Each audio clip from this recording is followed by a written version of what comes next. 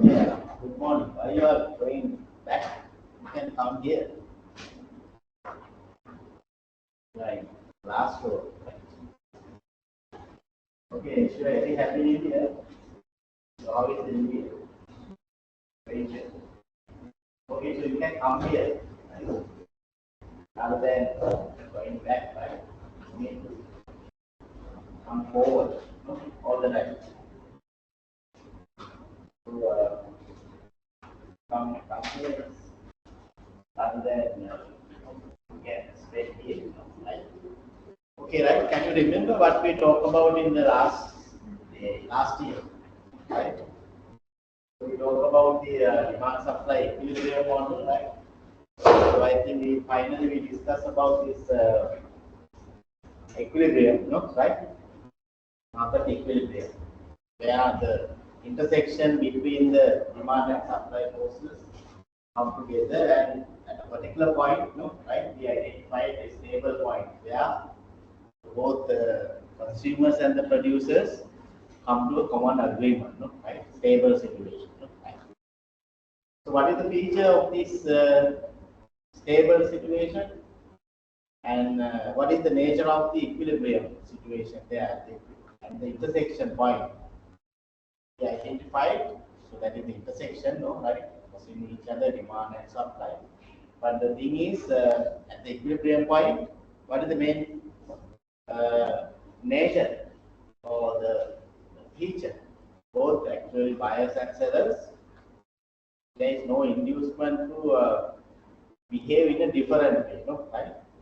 At the equilibrium, both the parties come to the satisfaction, no, right? So that is a stable situation. That means they accept and receive the market determine the price, no, right? So they agreed upon the price, no, right? So there is no inducement to producers or consumers to behave in a different way, no, right? That's the equilibrium point. So any other point, what is the situation? We identify this. Not a stable, no, right? So the feature is there may be excess demand or excess supply, no, right? So we discussed that one also, right? So if that is at a particular price level, if the demand is higher than the supply, there will be excess demand, no, right? So what is the implication if there is excess demand in the market? So those who are joining online, can you hear me? Are there online? Yes, sir. Yes. Now today, okay. Okay. Wish you Right. happy new year, sir. Probably, I think the next week onwards, you will be your problem will be solved. I hope that one, right? So there will be a smart board replaced here. So Thank you very then much, sir. we'll be able to see the whiteboard problem is will not arise, right, from the next week onwards. Thank you, sir. Thank you, So sir. okay, right. So what is the nature of the or what is the implication at the excess when there is excess demand? What is the implication? Why don't you come here, right? Sir, bad feeling coming, right? You are there, right? Yes, what is the nature? What is the implication? If there is excess demand or excess supply, what is the implication? If there is excess demand, what is the implication?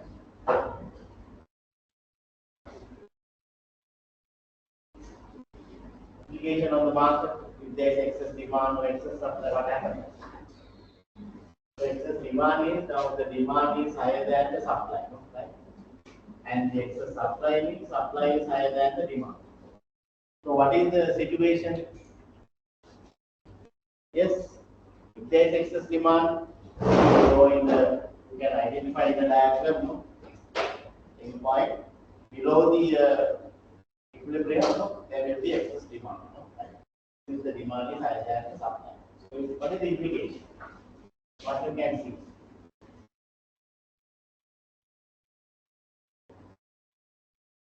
What are the implications? Regarding the implication, mean you need to analyze, you need to think about the behavior of the consumer and the producer. If there is excess demand, if there is excess supply, what kind of behavior we can expect from the producer and the consumer. consumer's point of view, what is the situation? If there is excess demand, that will make actually the more competition among the consumers, no, right? Because that creates shortages in the market, no. So that means if there is excess demand, no, right? We cannot fulfill all the requirements, no, right? Right? If there is excess demand, right? So that may create something the consumer's point of view. They are trying to, that they are trying to maximize the utility, no, right? They will, can they do that? There will be a problem of maximizing their utility, no, right? They need to compete with other consumers, right?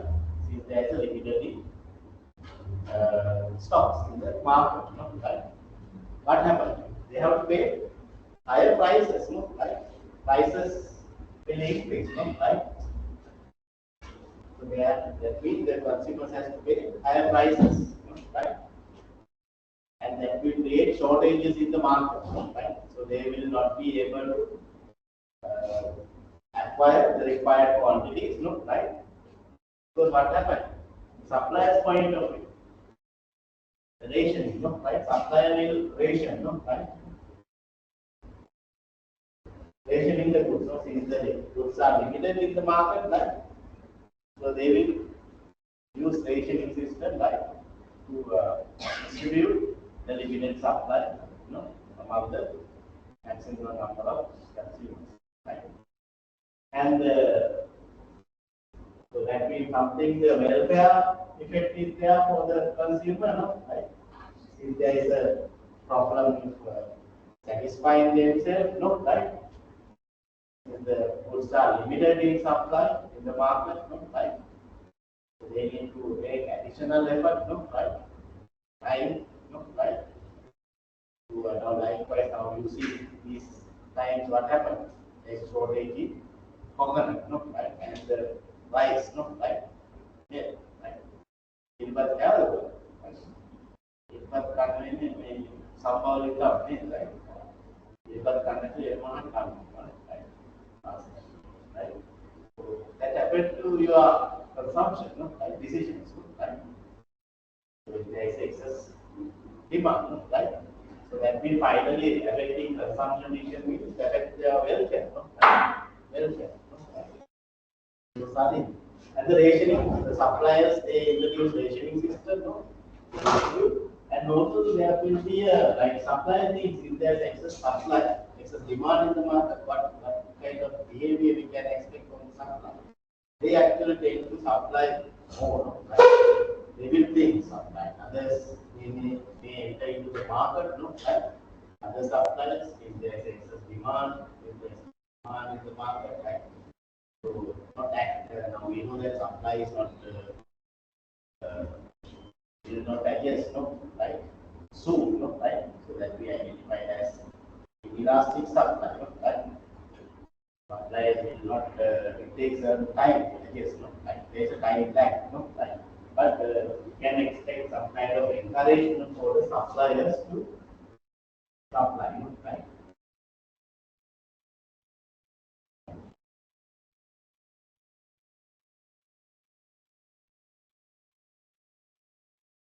So that means supply tend to increase in the future period, right? There will be a tendency to increase the supply, right, in the market. Right? And those kind of things we can expect, right? And if there is excess supply in the market, that means oversupply, right? Excess in the market, right? So actually, that may actually give more advantage for the consumer, right? Since there is a reduction in prices, right? If there is a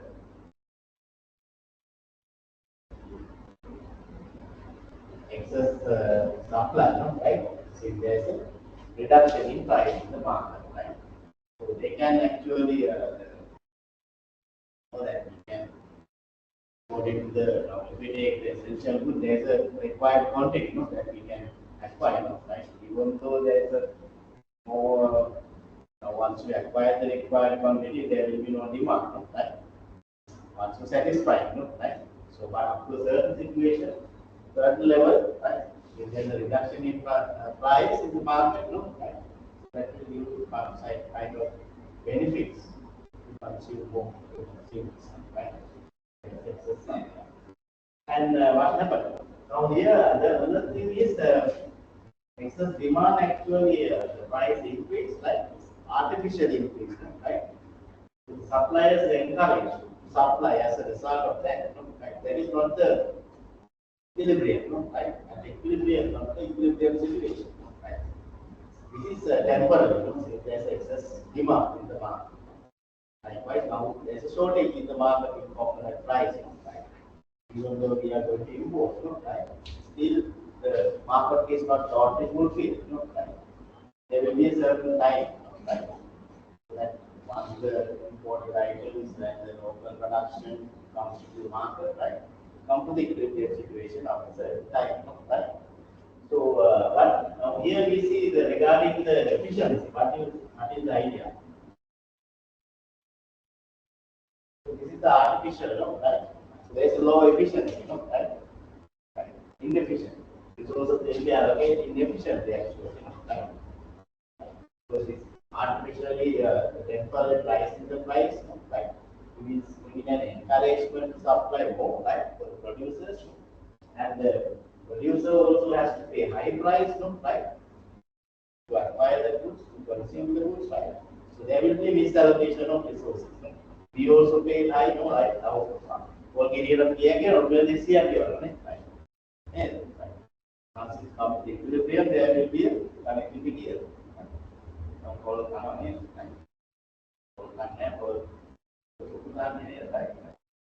Okay, right. So earlier it's maybe around 140, 120, right? Price is right. So the we pay more, right? So that actually misallocation, right? Of resources, right? We have to pay more, right? So that means you need to වලට වැඩි වේදමක් කරන්නේ අනිත් ඒවා ගන්න හම්බෙන්නේ නැහැ. Right? Budget from your budget, you gotta pay high amount for the pocket price, right? Then you have to sacrifice from the others, right? You plan and reduce something, right? That affects the misallocation, right? Because you are not allocating resources more sufficient way to satisfy, to maximize their utility, right? It's a problem of maximizing utility. And the producers also artificially encourage, if there's a temper rise in the price in the market, that actually misallocation of resources, there will be inefficiency allocation. So here also we see that inefficiency, right?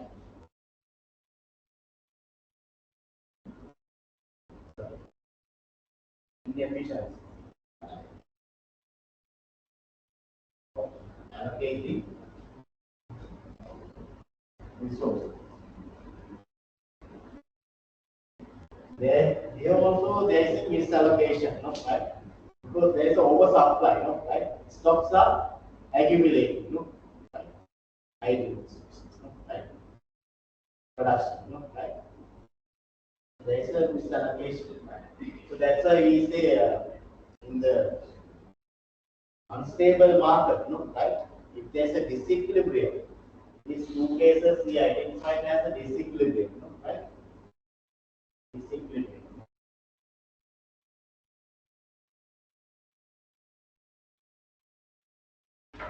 Disequilibrium, right?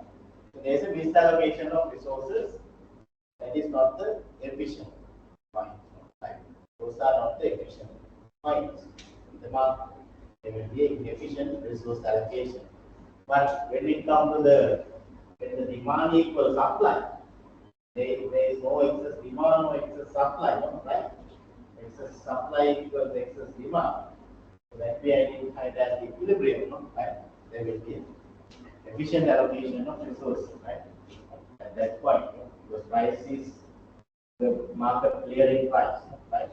So these prices are not the market clearing price, when there is excess demand, no excess supply, right? Those are not the market clearing price. So this is the market clearing price, right? market clear price. Then is the efficiency is there, no, right? Since the resources are allocated most optimum at the equilibrium point that we identified as the Pareto efficiency, no, right? So that is equilibrium. Now we are talking about this disequilibrium situation, no, when there is excess demand or excess supply. Right? So inefficiency, and here the what happened? Producers point of view. Producer actually cut down the production, no, right? Cut down production, right? As since there is excess supply in the market, right? Cut down in production. So you can think about, right? So the implications in the market, right? So when there is a excess demand or excess supply, right? So you can actually, if you have given a table, no, right? Equilibrium, no, at the different prices, demand, supply, you can identify the excess demand, excess supply, no, right? Then, right? Now let's say if the price so 10, 20, 30, 40, like that.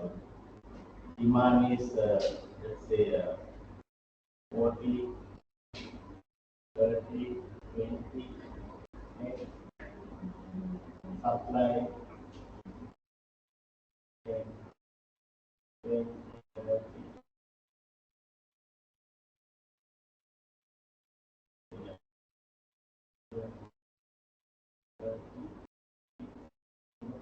like that, right? So at a particular point, then you can identify excess demand, excess supply, right? Right. Table, if you put into the diagram, right?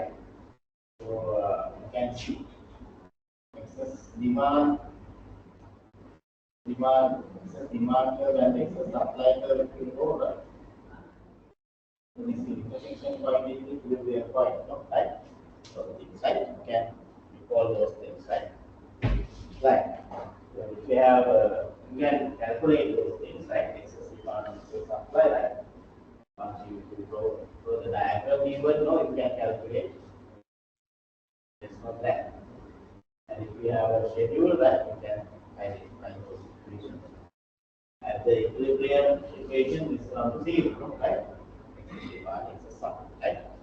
Likewise, you can think about that. Right. So now, that lastly we talked about that, right? Now we are going to talk about the this, government interventions in the market, right? Right. Different way, right?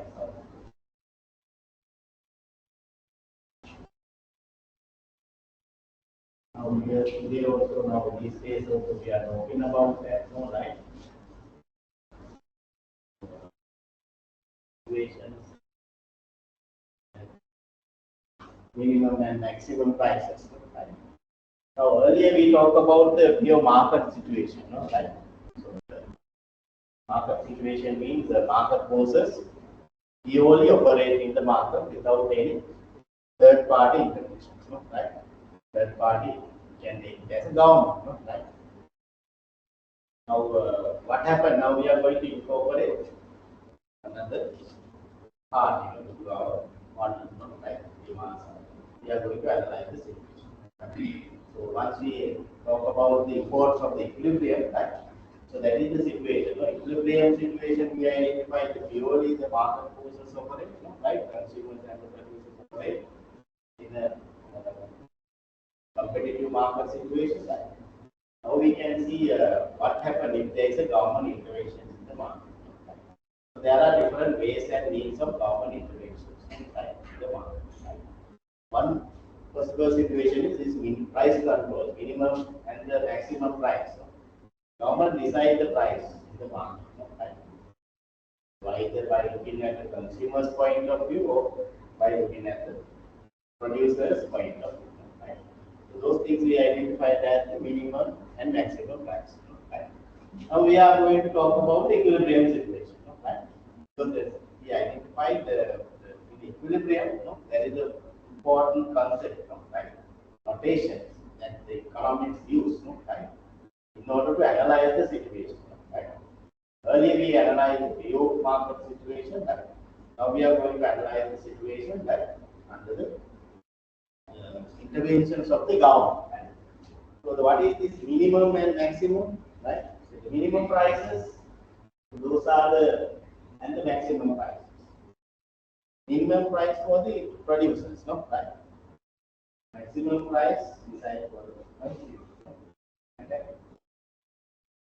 Minimum price, government fix the price, no? Below the market clearing, below the equilibrium, no? Right? Price, that is the price control price. No? Right?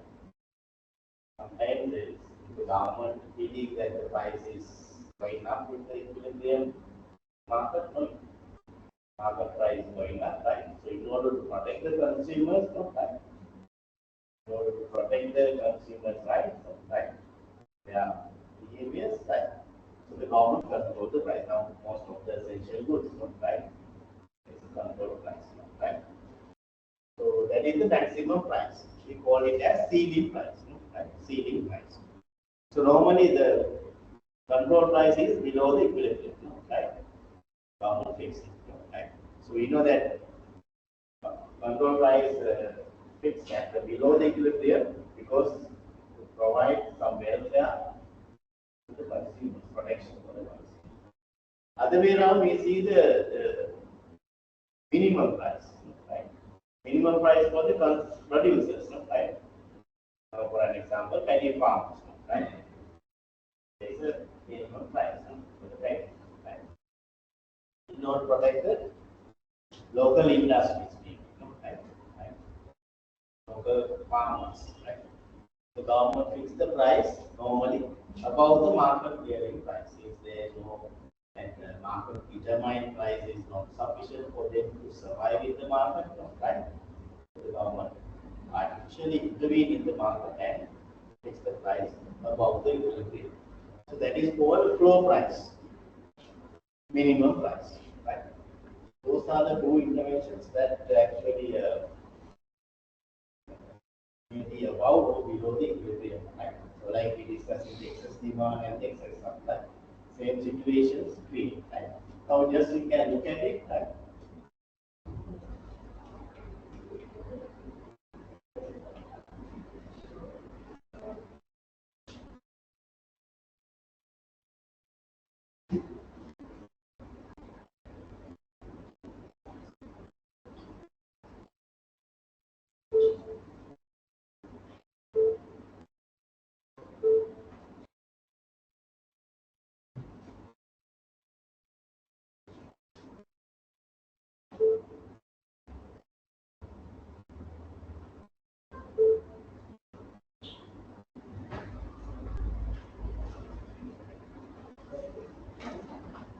Right. So the maximum price, right? So normally that is about the maximum price is below the market clearing price, control price, right?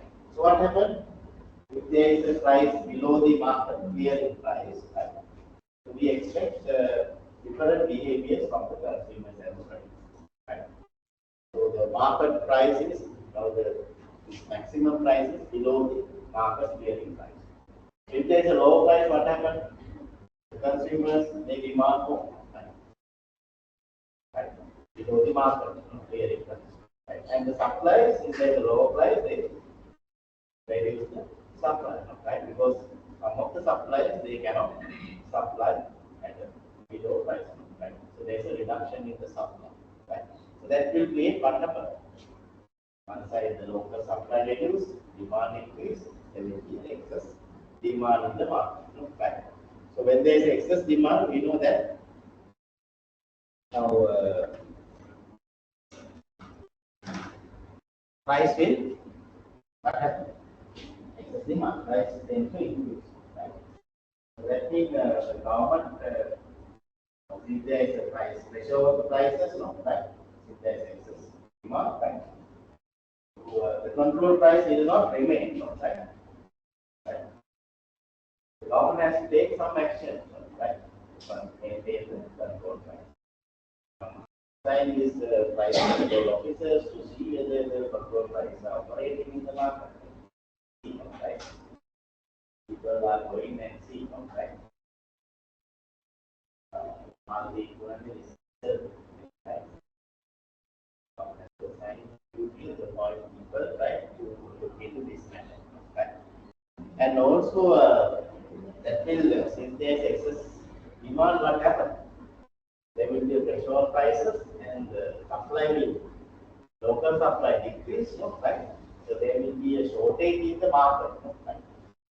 That creates shortages in the market, right? At a lower price, right? Since there's higher demand, right? Over supply, right? What happens? That will create black market, right? Kalau pada yang kita harus mengenai, right? Which was the learning, right? If there's a shortage in the supply, right? So at a higher price, right? Their products that will create black market, right? So and the people are willing to pay higher prices, right?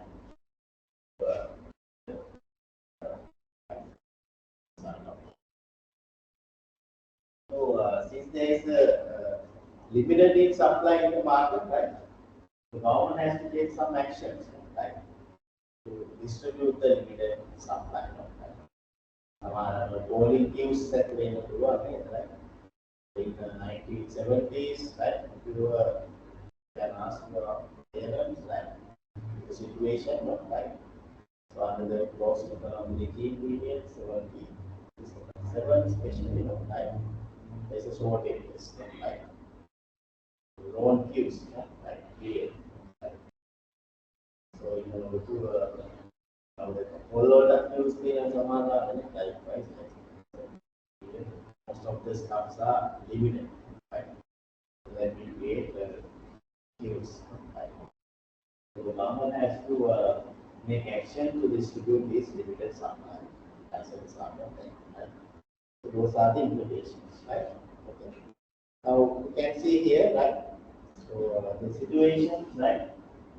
Market price and the market condition before the maximum price, after the maximum price, right? Like the equilibrium earlier, right? So then there will be a price, right? There will be a excess of the low price, normally demand increase, right? And the supply decrease, right? There will be excess demand, right? So and the black market, so this you can see that actually leads to misallocation of resources, right? And that will discourage the domestic industry, so domestic production, right? There is a price control, right? Now, in the even though the now government import price, right?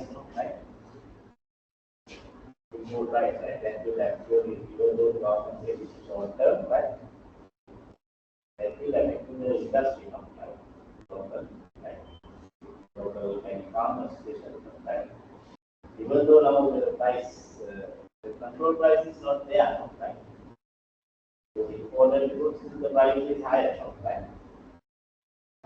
Thing happens, right? So on the board something, right? And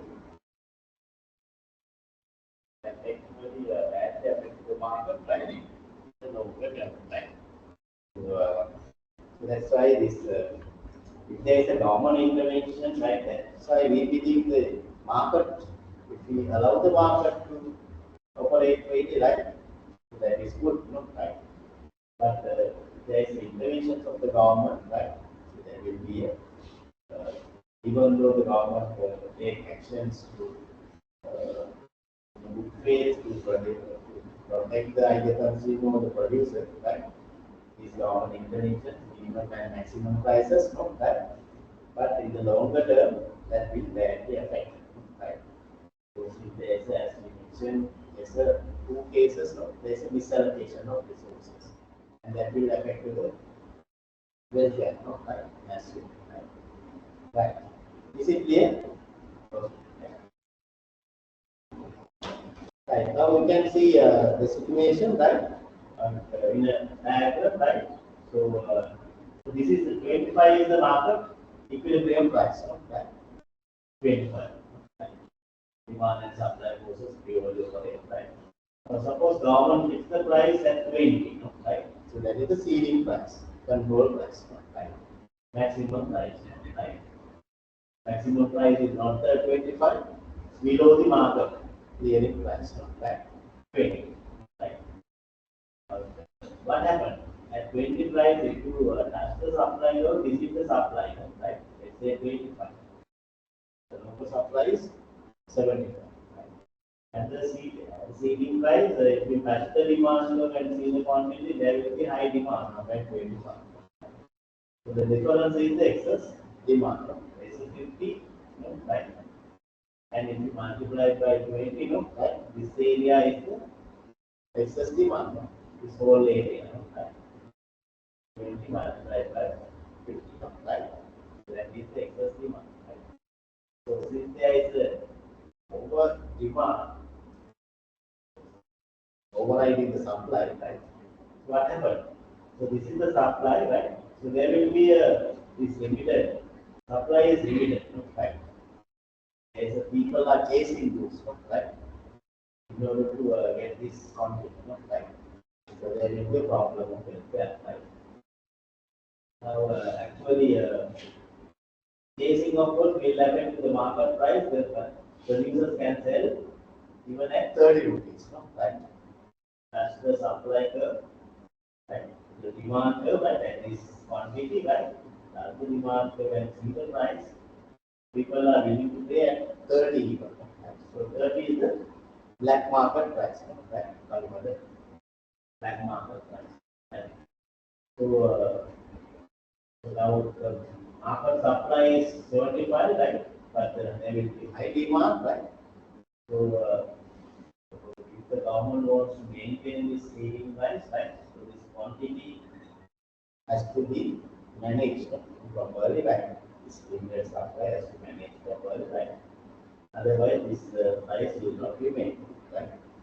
It will go up, there will be pressure on prices if there is excess demand, right? Now, what is the consumer surplus before the market at the equilibrium? What is the consumer surplus? Where? So that is benefit passed to the consumer, right? At the equilibrium, right? Now, if you take this is the equilibrium situation, earlier, this whole area to enlarge this curve after this, right? This whole area represents the consumer surplus, right? The surplus benefit to the consumer, right? Since there is a equilibrium price, right? Because if you look at this supply, right? Now, this is the price, right? Equilibrium, right? So earlier, actually, consumers are willing to pay high amount, right, to acquire this quantity, right? After the equilibrium, right? If we take this quantity, if we take here, right, they are willing to pay high amount, right? This quantity, this much. This, right, but that since there is an agreement between the consumers and the producers, now they are paying 21. Right? So the benefit with the establishment of the equilibrium highlighted by giving this area, right? So this is the consumer surplus at the equilibrium, right? This whole area represents the consumer surplus. What is the producer surplus? Below the equilibrium, right? This whole area represents the producer surplus, right? Benefit to the producer, right? Right? Okay. So this is the equilibrium. This whole area is the producer surplus. Right? Now, with the ceiling price, what happened? With the ceiling price, the introduction of the ceiling price, control price, now the consumer surplus increased, right? So if you calculate that one, if you enlarge this one up to here, the intersection point, so it's say here, it's 50, right? Right? This whole area. So that means how we calculate that one. 25, 20 to 50 means 30, right? 30 multiplied by 125, right? Divided by 2, right? It was half, no? Right? Right. Half of the time, right? This whole area now, the consumer surplus, right? Now we can see here the more benefit will pass to the consumer when the government decides the maximum price, right? The consumer welfare increase, right? Earlier the consumer welfare is this much, consumer surplus, right? You, you say this is 50, 25 to 50 means the difference is 25, right? Multiplied by here 100, right? Divided by 2, right? So that is the consumer surplus earlier, right? Now the consumer surplus enlarged, right? With this shaded area, this small area is expanding, right? There will be more benefit. And this is the, after the control price, this is the producer surplus, right? Okay, good. Producer supply this quantity, right? The benefit to the producer is this area, right? So you can see this what happened to the welfare, right? It maximizes the consumer's welfare, right? By reducing the producer's welfare. More benefit will pass to the consumer when there is a maximum price, right? Price control, right? That's why we say the control price introduced by the government in order to protect the consumers, right? In order to ensure the welfare of the public, general public, as a consumers, right? So, okay, is it clear? You can calculate this consumer surplus, producer surplus, right? Okay, in a diagram, or if you have given the equations, right? You can calculate the consumer surplus and the producer surplus, and what kind of advantage. So, as a result of that, right? Earlier the consumer surplus is this, after the ceiling price, the consumer surplus is this, right? This area added to the consumer, right? So that is the benefit passed to the consumer as a result of control price, right? This area, right? Extra benefit, right? So the marginal benefit, right? Passed to the consumer as a result of imposing ceiling price, right? Right. So that is the maximum price, right? Now, on the other hand, we can talk about the minimum price, right? That is the opposite way of this maximum price, right? Earlier, the maximum price introduced for the benefit of the consumer, right? Now, the minimum price is introduced to ensure the minimum income for the producers, right? So, to ensure their return, right? So, their revenue, right? So, their sales revenue, right? As a result of this harvest by selling in the market and getting a price, so they can get more, right? So, in order to survive, right, their business, right? In order to maintain their business industry, like government introduce minimum price, right? So that is called floor price, right? Right. So the floor prices are introduced. Normally, it's to protect the producers, right? Normally above the equilibrium market, because the equilibrium price or the market determined price is not sufficient for the producers to survive in the market. Right?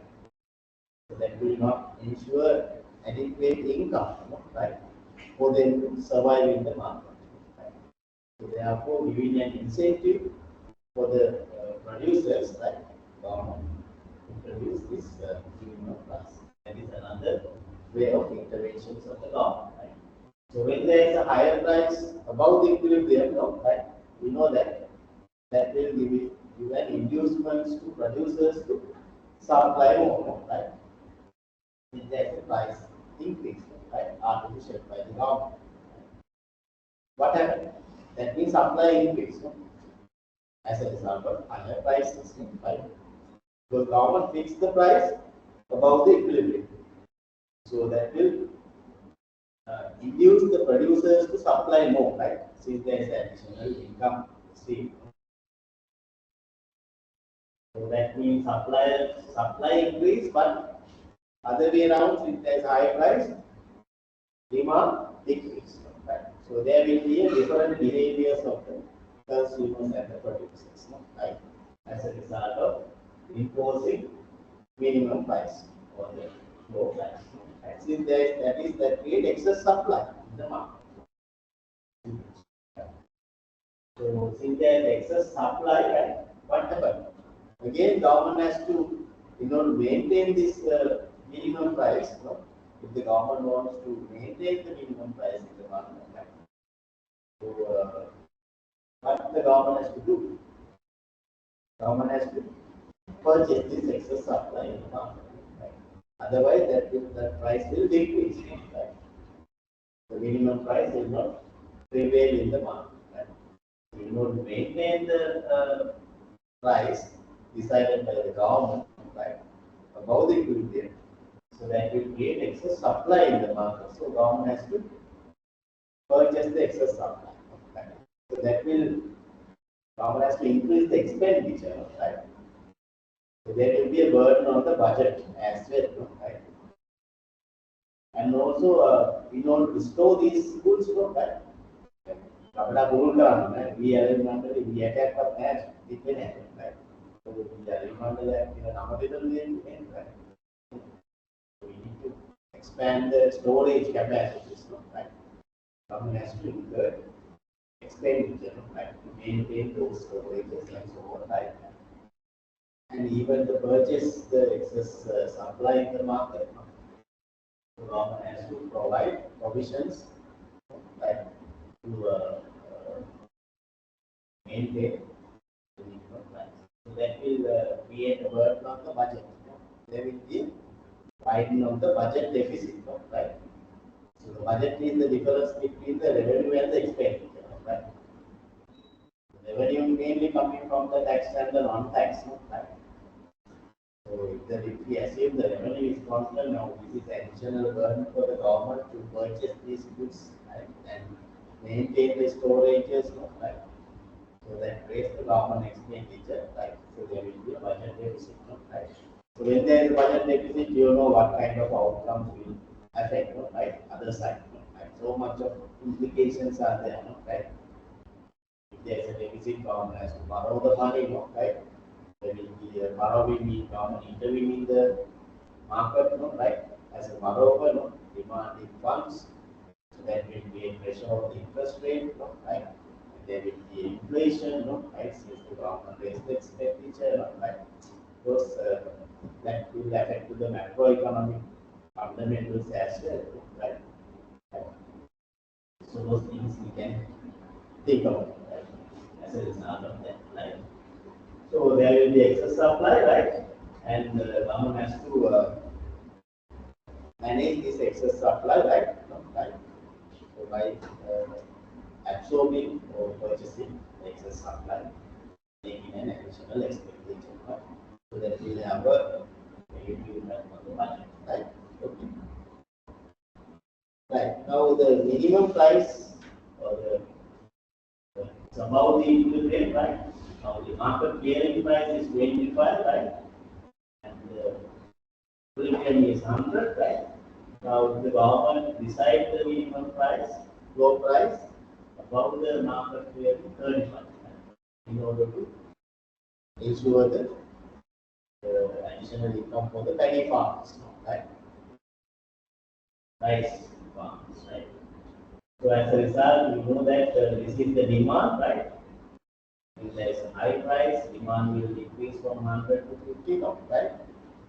And higher price, supply will increase from 100 to 150, right? Earlier the equilibrium is 100, now it's been encouraged to supply. So that will create excess supply in this area. There is excess supply, right? So excess supply you can see, right? So equalize and this, right? If you multiply, right? There will be excess excess supply, right? So in order to maintain this excess supply, right? So government has to make an excess, right? So government has to purchase this, right? And get the storages as well, right? So those things we can see, right? Now here in all these cases, what happened? So this is artificially decided, these prices, minimum and the maximum prices, right? So when there is an artificial decisions, right? The prices are distorted, right? This is the distorted price. Below the price means distorted price, right? So that is not the market clearing price, right? Third party will decide the market price, right? And that will create artificially, and the prices are distorted as a result of that. This is so much of implications created in the market, right? Basically, we see the initial allocation of resources, right? So when there is a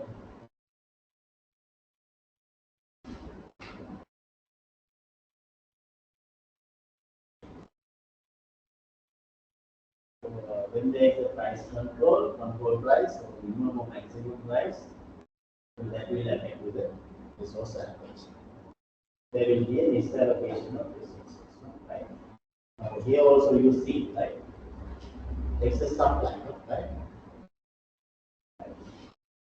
Producers giving an inducement, right? Because artificially price increase, right? The producer gives an inducement to supply more, right? So this is not if you take according to the comparative advantage function, right?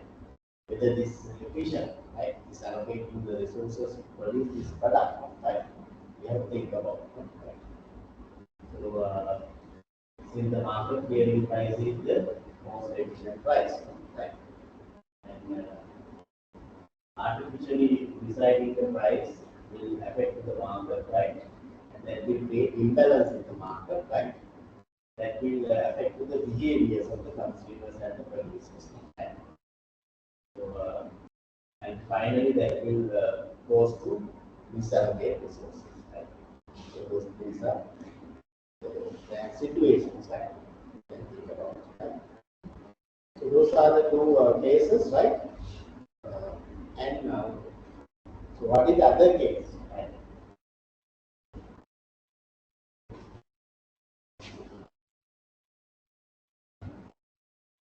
Now earlier we see if there is a control price, right? Now the government decide this what happened is price, right? 100, 220, right? Control price, right? There is no price in the market, right? Even though the government control the price, with the agreement with the and all also price control price inside the there is a big price in the discussion, but it's really nice in the market. So finally, what happened? So if there is no price, this is essential product, right? Someone decide to import, right? If we import current or cannot import, right? But now the temple has there are it's not right. So our imported price, not right. Normally, why we are importing? Why we are importing products? Why we have to import?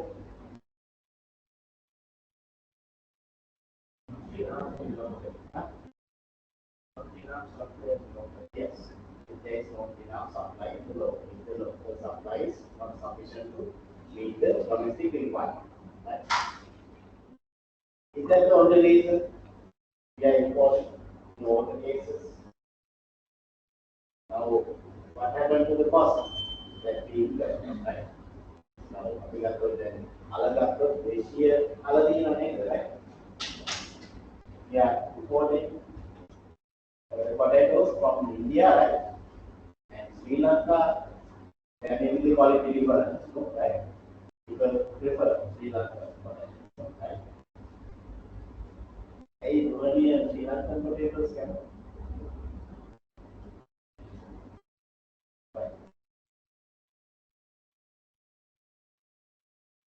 Rohini,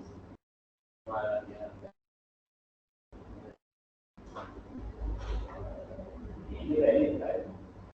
Indian potatoes, not like that. So that's why now, but if we are importing from other countries, right? Why now the producers, importers, they are actually always try to maximize their profit, right? Now the local market, let's say this value is 120, right? Market price is high, right? But the clearing control price is 220, right? But the market price is about the control price, right? So they are actually willing to import because they can import low price than the market, right? Because they can enhance profit margin, right? By selling, importing at a lower price and selling at the market price, right? Now the case is different, with the current situation because of this tax or something, right? Even though the importer they import products to the local market, they cannot sell at the control price, right? Because the cost is high with the tax, right? 240, 50,000, right? So there are now you can see the importer price 240, 50, local price at the control price 200, right? But you cannot see, cannot buy local stuff from the market, right? Not available, right? Now what the government has to do right now here, the situation is if there is a excess price is below the market, if there is an excess, if there is control price, right? So there will be a excess supply, excess demand, right? In the market, right? Control price, right? In order to fulfill that excess demand, we can import it, right? So if we can supply those products at that price, right? So we can meet the requirement of the domestic consumer, right? Now, one thing is one other intervention from the government we can see is importing. It's not like sometimes allow the producer or importers to import the product at a lower price. Where excess demand, right? This is the situation, right? So this is the demand for, let's say, this price and the supply of price, right? So this is the equilibrium price and quantity.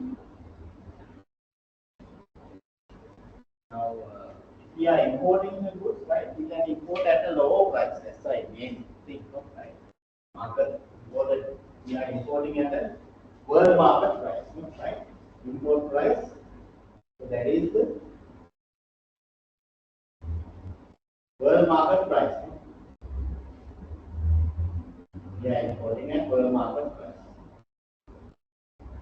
If there is no restrictions by the government, right? Import quotas or something, no, right? So that is another intervention, right? Government restrict the import, right? By imposing quotas from Ghana, right? Now, I don't know whether earlier they decided 70 metric tons or something, but there is no limit now, right? So they can import at a world market price, right?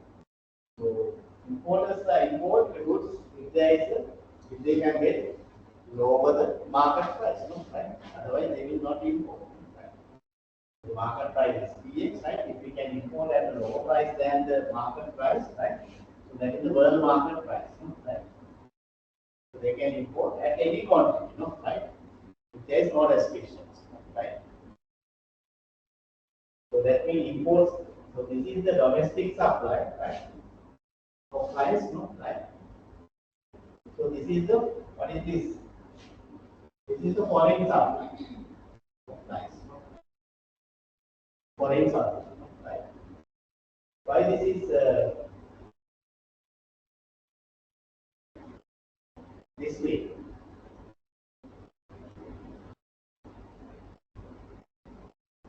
Right. At world market price, we can import any quantity, right? If there is no way. Any quantity, right? So that means this is perfectly elastic, right? Perfectly elastic. Supply, foreign supply curve is perfectly elastic, right? We will discuss that one. Elasticity step next we discuss. Right? So the 19 now this is the perfectly elastic. Without changing the price, you can import any quantity, right?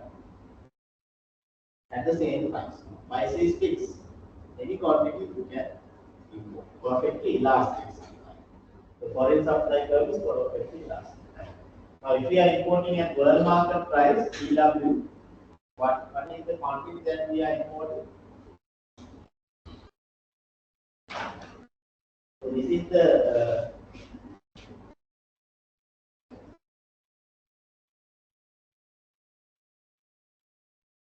so now this is the if you touch the local supply curve at the world market price, domestic suppliers are willing to supply this quantity. Right? So this is the domestic supply in ST, right? This is the domestic supply quantity, right?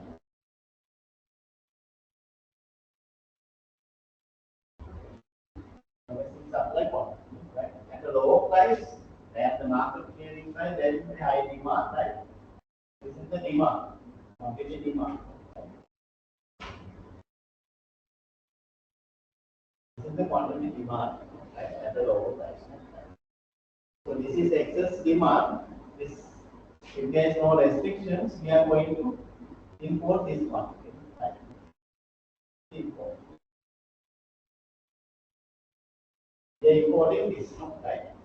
To meet the domestic requirement, right? If there is a duty demand is there, right? At world market price, importers are importing this much, right? So if you multiply this price by this quantity, right? You can calculate the import quantity, right? Right? So this is the import supply curve, foreign supply curve, right? So this is the foreign supply curve.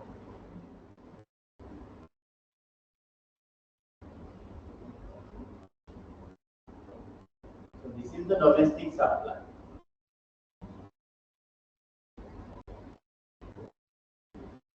So that is the domestic supply, this is the foreign supply. So at the world market price, this is the local producers, the quantity that they are going to supply. But since there is a high demand at the world market price, right? So this quantity can be imported, right? So that is the import quantity. Okay. So if there is no restrictions, right? This whole quantity can import. Right? But if the government can control this quantity, right? By imposing import quotas, right? Not this much specific amount the government can decide. That is world market. That is another intervention of the government in the market, right? Restricting the imports, right? Now, that is the case, right? Now, imposing, now what happened is, right? Now, this is the domestic supply, this is the import quantity, right?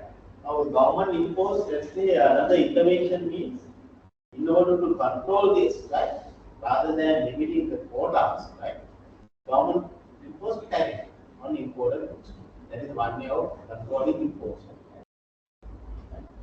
The government increase the import taxes, people are not willing to import this much of quantity, right? So that this world market price, they are importing this quantity. At the world market, there is no control, right? You can import any quantity, right? In order to meet the domestic requirement, they import total quantity, right? But the common intention is to raise the taxable, right? And other side, government also encourage domestic industries, right? Okay. People are world market, the market clearing price is certainly, right? But if you are importing at a lower price, that will affect the domestic suppliers, no, right? That will discourage, no, right? Those industries will collapse, no, in the long term, right? Because at the market clearing price earlier, the domestic supplier willing to supply discounted, right? Because of this world market, this import, now that is reduced up to QST, no, right? Local supply, no, right? But this is very again, right? They shut down, right? So in order to protect the local farmers, local industries, government can impose tariff on imports, no? Import tax, right? That is called infant industry argument, no, right? Infant industry argument, no, right? Because these industries are in the infant, no, right? Still in the not mature, right? Like can is argument, but the problem is these industries are always mature, no, right? All the time mature, not immature, not become mature, no, right? That is the case. So in order to protect the local producers, government has to take some actions, right? So under the infant industry argument, right? In order to protect the local suppliers, in order to protect their rights, no, what the government can do? Government can impose tariff, no, right? Now with the tariff, right? What happened? This is the what when there is a tariff imposed, what happened? When there is a tariff imposed, right? So this is the world market price plus tariff, no, right? With the tax, right? When there is a tax imposed, price will increase, no, right? This import supply will shift upward, no, right? When there is a tax, right? So this is the foreign supply with taxes, with the import tax, right? So that will increase the foreign supply will shift upward to the right, no, right? Because when there is a tariff, right, that will add to the price, no, right? Price will increase, market price will increase. Now what happened? Now you can see the situation, no, right? So when there is a increase in the tariff for the imported goods, right, there is an inducement to supply more, right? Domestic supply now encouraged, no, right? Then domestic supply encouraged, no, right? At the higher price, what happened? What is the demand? There will be a reduction in the demand, no, right? Because price increase. We touch the demand curve and see the quantity. Right? So this is the demand. Earlier, at the world market price, this is the demand. With the now with the tariff on imports, so the demand decreased. Right? Now, how much we are going to import? So this is the import quantity, no, right now. After the tariff, so this is the imports.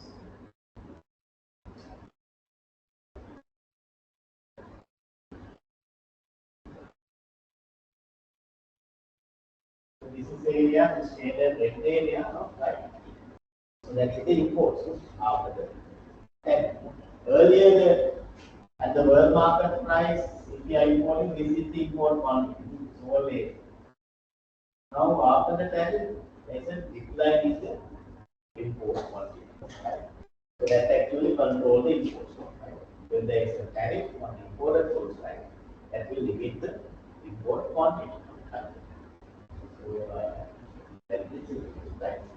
Now, what is the revenue? So, if there is a tax, there is a revenue for the government. No? Yeah, it is. Revenue. Yes. Revenue. So this area is the revenue, no? Right? That is the tax revenue, no? Right? tax revenue to the government. Right? The same. That is the tax revenue to the government. Right?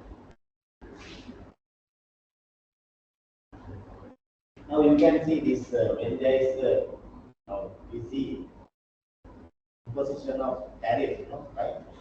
Import tax, right? So when there is a tariff, what happens? The foreign supply curve shift to the right, shift upward to the right, right? Market price will increase, right? Further, right?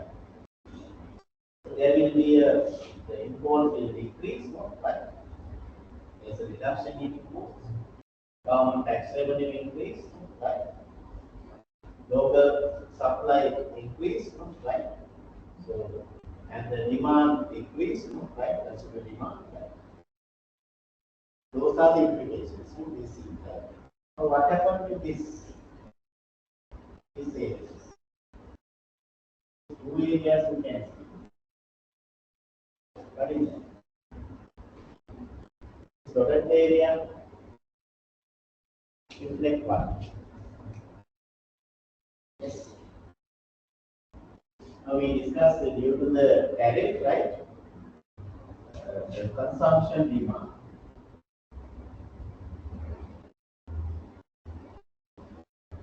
Consumption demand decrease, right?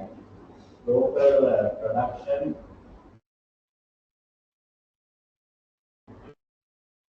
increase, right? Tax revenue for the government increase, right? This and local production consumers and the import decrease, right? There's a decline in the import. Earlier import quantities, after the tariff, right? So then this, what is this? These two area, dotted area, dotted two areas. What happened? How do you explain that?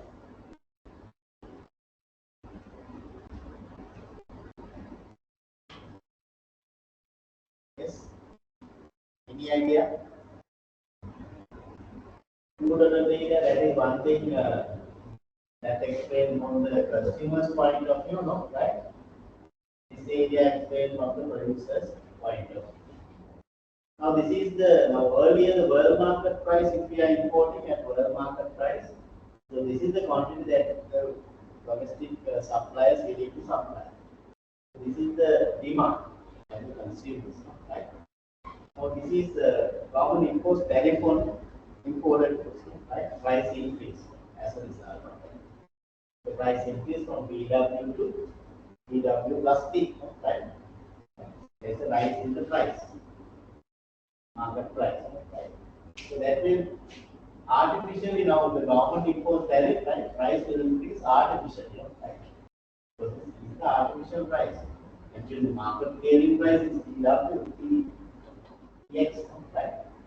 And the world market price even that is the world market price is TW, right? So the artificially government increase the price by imposing the tariff, right?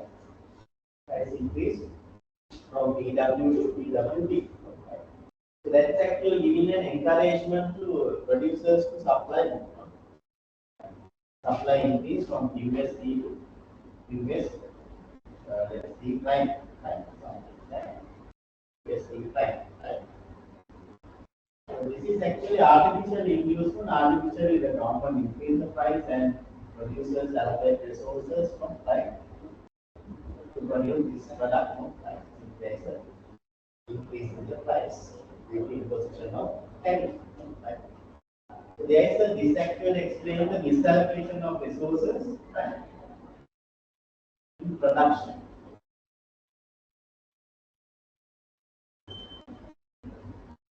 Misallocation of resources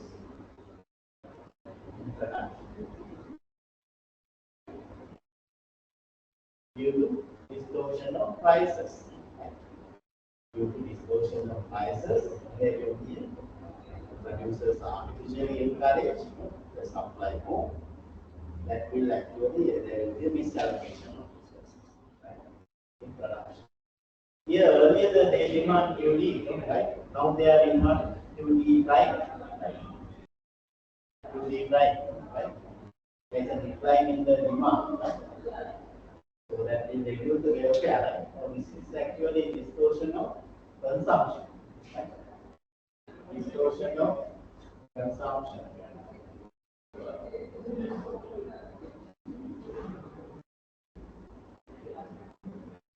Due to price increase, right? There is a misallocation. These two cases actually explain the misallocation of resources due to distortion of consumption, misallocation of resources due to distortion of due to misallocation due to the production. Those two actually explain the if you take this A and B. A and B explain the net loss.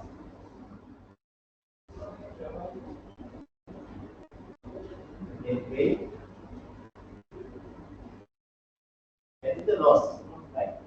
That is called social cost.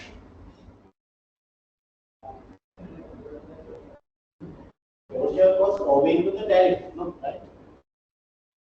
This is the social cost. And we explain the social cost, external cost in other words. External cost inflicted upon third party, society, right? No one gets benefit, no, right? From these two areas, no one benefits. Right? That is the social cost, external cost. We can call it as net loss, no, due to misallocation of production and the consumption. Right? Now we can identify this social cost as social cost. A and B, right? Social cost also increase, external cost also increase if there is a misallocation of resources, right? Is it clear? Right? So now you can identify the impact if there is an imposition of tariff, right, on the world market price, right? Price will increase, right? So that will affect to the market price, right? And the implication we can discuss the consumption effect, production effect, tax effect, and the trade effect, and the social effect. Right? So this is the trade effect. Now the consumption effect is consumption decrease. Production effect means production encourage, local production encourage. Revenue effect for the government tax revenue increase. Right? And the trade effect, this is the imports decrease, no? There is a decline in the imports, right? And the social cost effect is there is a cost inflicted upon the third parties due to distortion of prices will result from the consumer's point of view and the producer's point of view, right? So those things you can identify here, right? Okay. Okay, right? Is it clear? Okay, any question?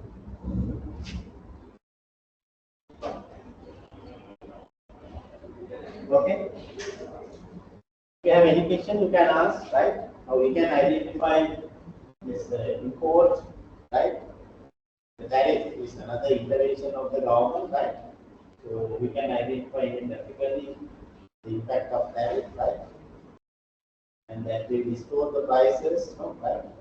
And we can identify this consumption effect, production effect, trade effect, and revenue effect, and social effect as right. Now, if you further think about, right, if we are importing at the world market price, no, right, PW, so this is the consumer surplus, no, right, whole area. If we expand this curve, right, this whole area is the consumer surplus, no?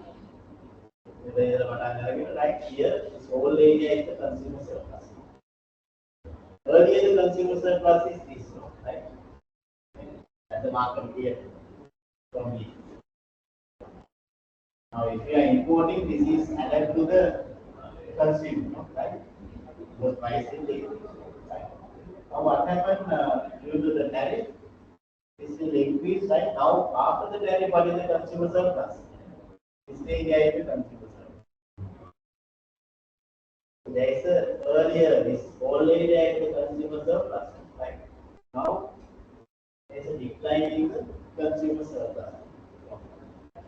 From that, this area is the cost, right? Moving away from the consumer, right? Due to this price increase, right? Part of the consumer surplus goes as a revenue to the government and the social cost, right? And right? And imports, right? So this will add to this part, what is this part? That is actually here, right? So this part added to the producer surplus. Is there the price? So we can think about the consumer surplus before and after the tariff, right? Now we can see different. We can discuss here different interventions of the government in the market. Right? We identify first price controls, minimum price, maximum price, right? Government intervention, right? And the tariff, import tariff, right? And also the taxes and the subsidies normal the government imposes in the market, right? For the local suppliers, right? And apart from that, government gives the subsidies for the producers and the consumers, right? Consumer subsidy and the producer subsidy. That is another intervention of the government.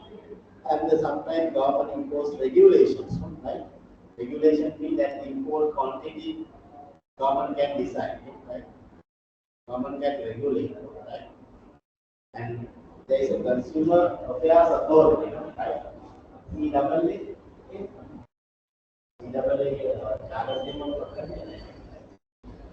Consumer Affairs Authority, Consumer Affairs Authority. It was controlling the right? We want to protect the rights of the consumers, right?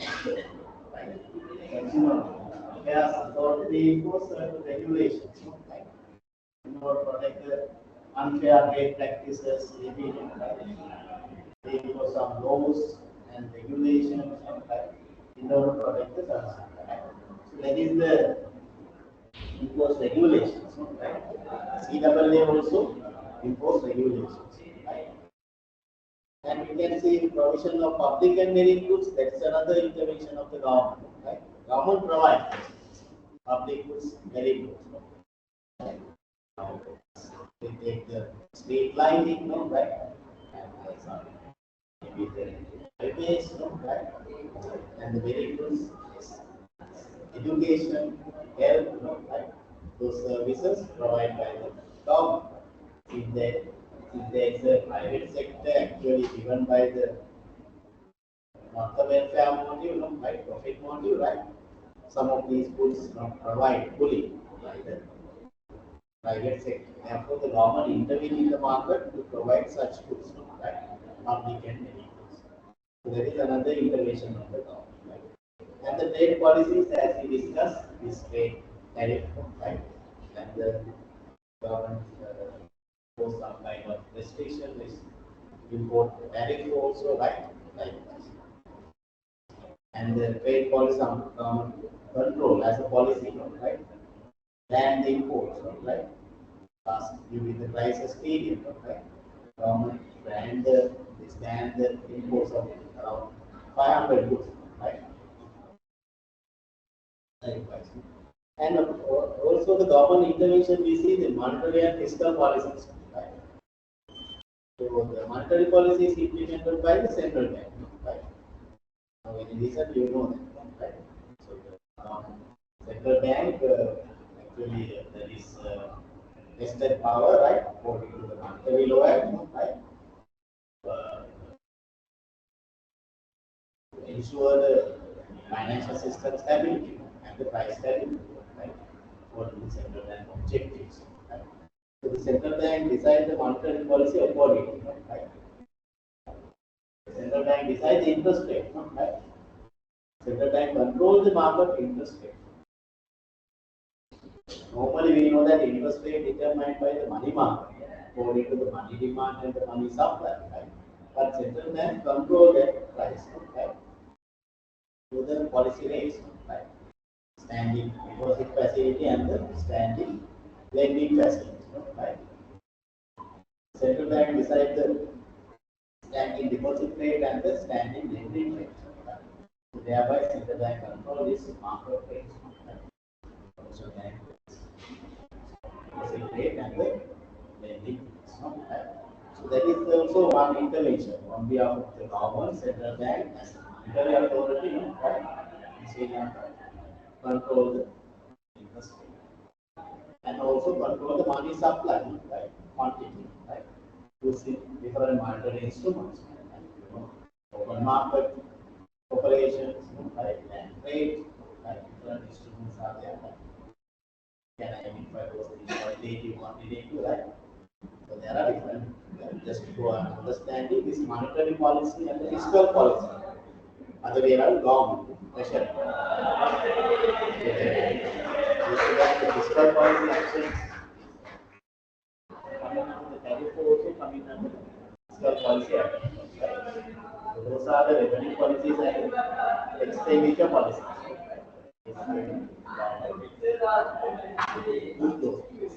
Those are the different interventions of the government. Apart from that, anyone can you say any other interventions apart from these taxes, subsidies, regulations, provision of public and merit goods, trade policies, monetary policies, what are the other interventions? Any other interventions? Yes.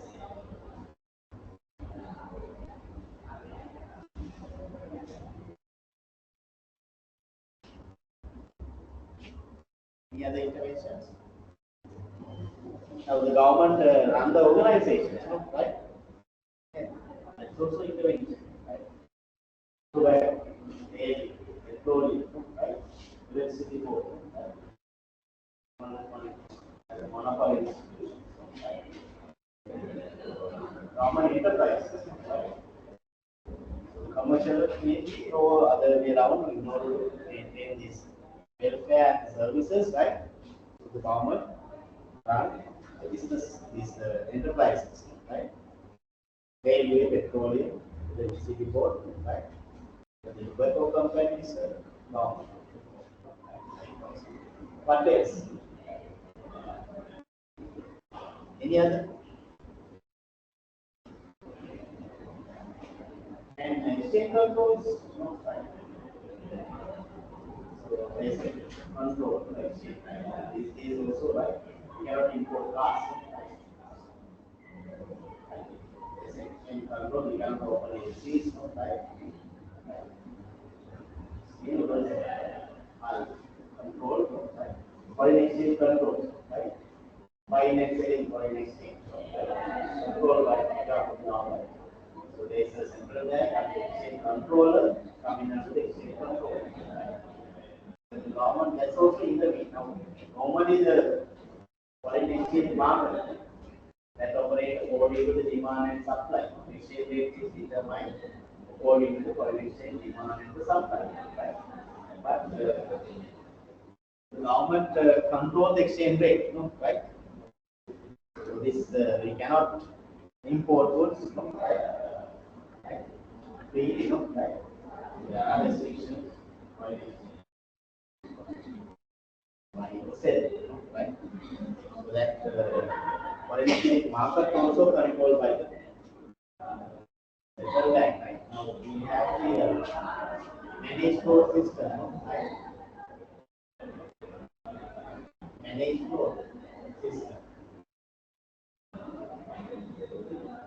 even though after 1977 we opened up the economy and introduced the foreign exchange system, most of the years we had to manage float system, right?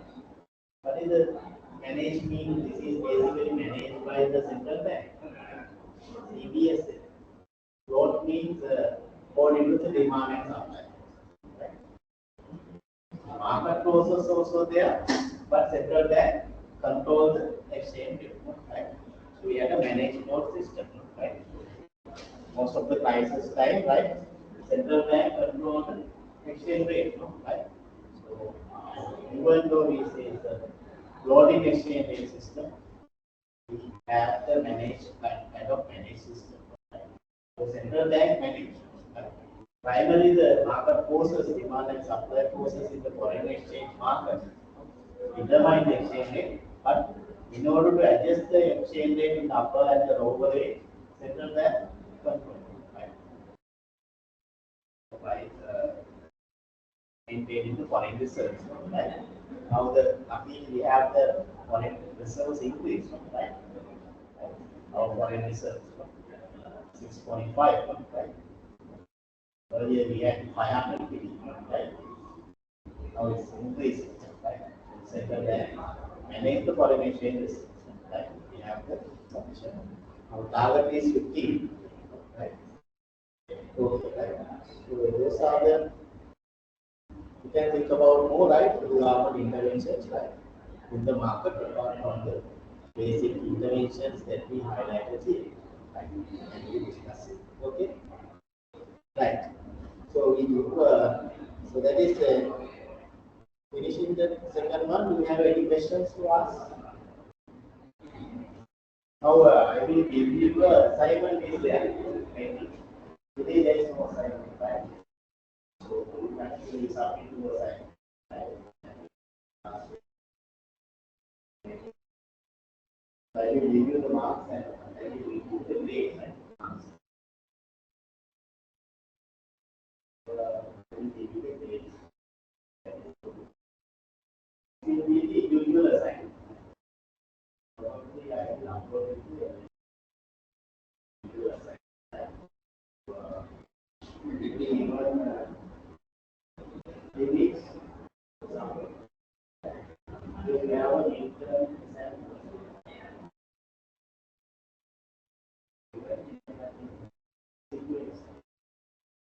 So please maintain those things that we discussed so far, right?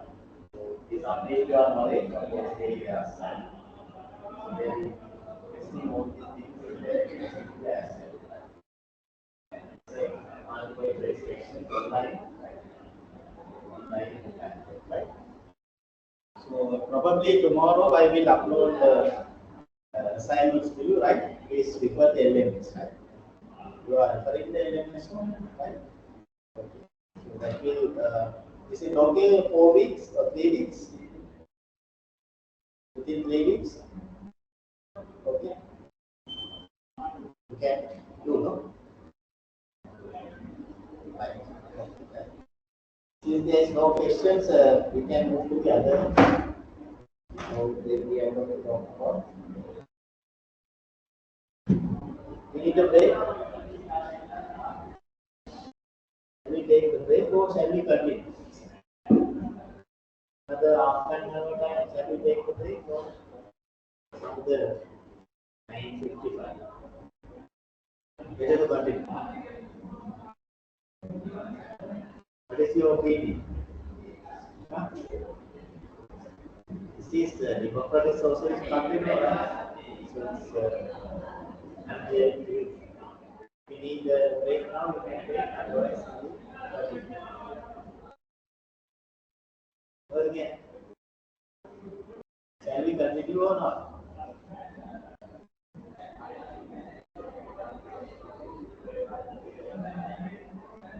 We need a break now. Okay, so we can take break. After the break, we'll start with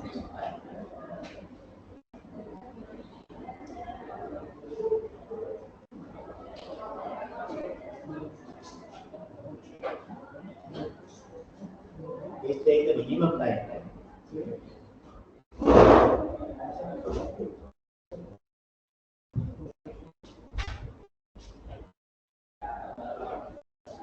We will take the break. After the break, we will start the session.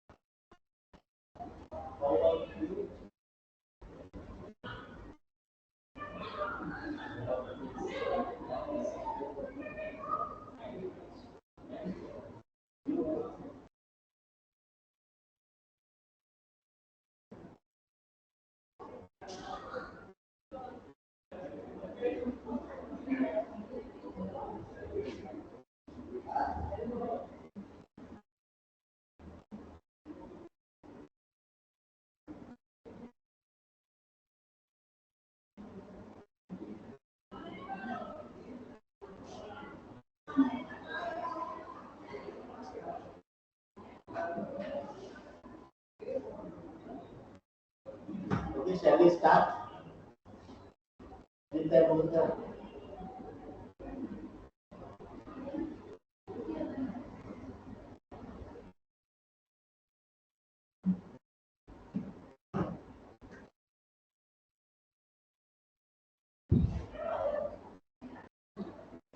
okay, the online participants, can you hear me?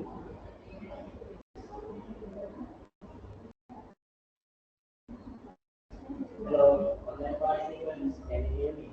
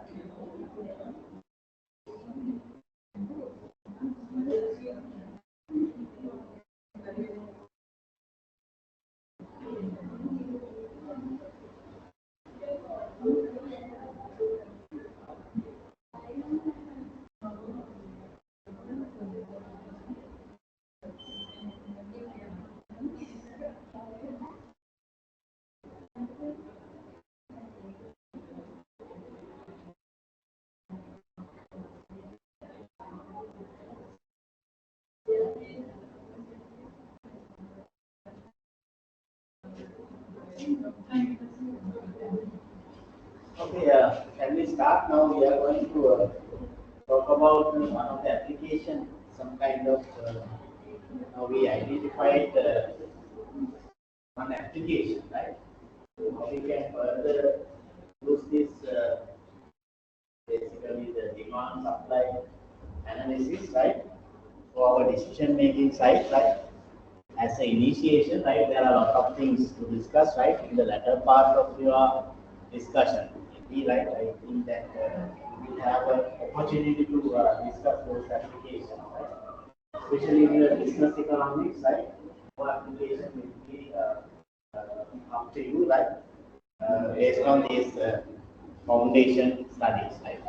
Basically, the theoretical things and some kind of, we are going to give an understanding about the concepts and the theories basically here. And more applications will be done in the business economics, right? So covering all the areas, right? So one such area, important area is elasticity, right? So we can talk about the elasticity, right? So now we identified, can you remember we identified the factors that determine the demand, right? And the factors that determine the supply. Right? We identify a set of factors that goes to the consumer's demand, right?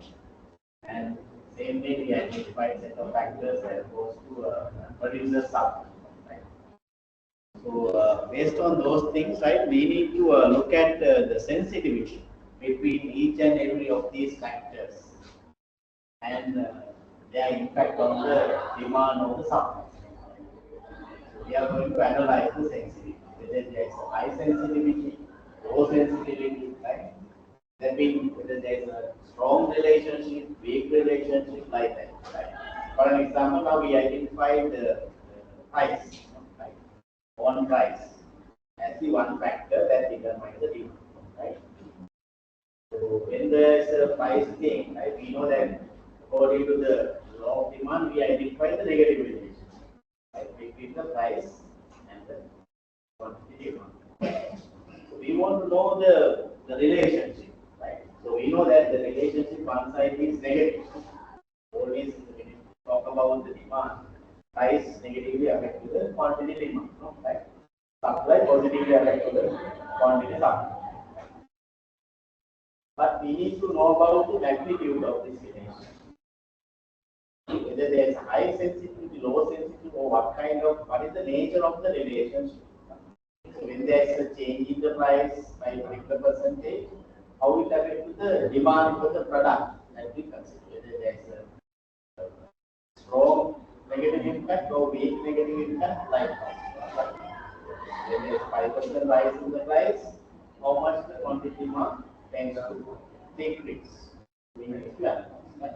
And likewise, we take most important factors: price of the other goods, and the income. So those are the most influential factors we identify as the basic factors that determine demand.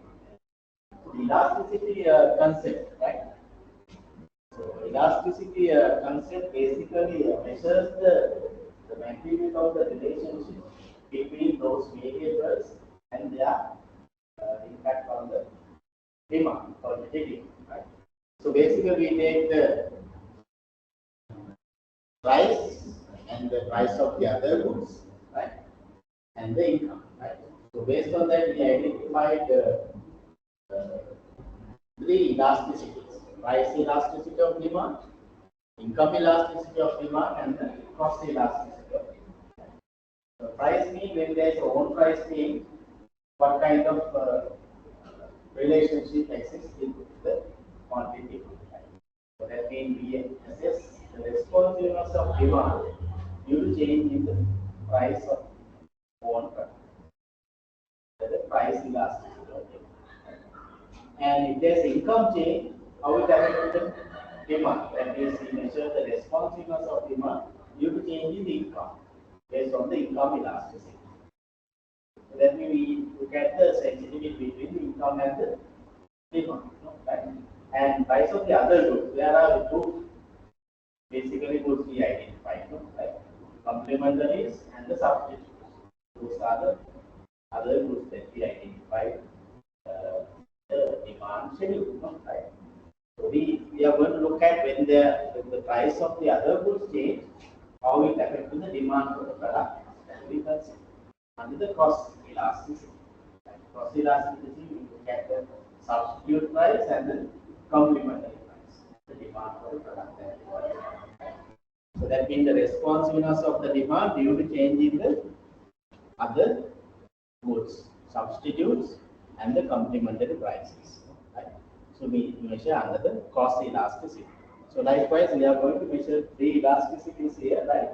Basically, price elasticity, income elasticity, and the cost elasticity. Okay. So the elasticity, what is it? Generally measures the magnitude of change, right? So the responsiveness of demand due to change in the factors of production. Right? Elasticity measures the responsiveness of demand. Generally, right? Is the responsiveness of demand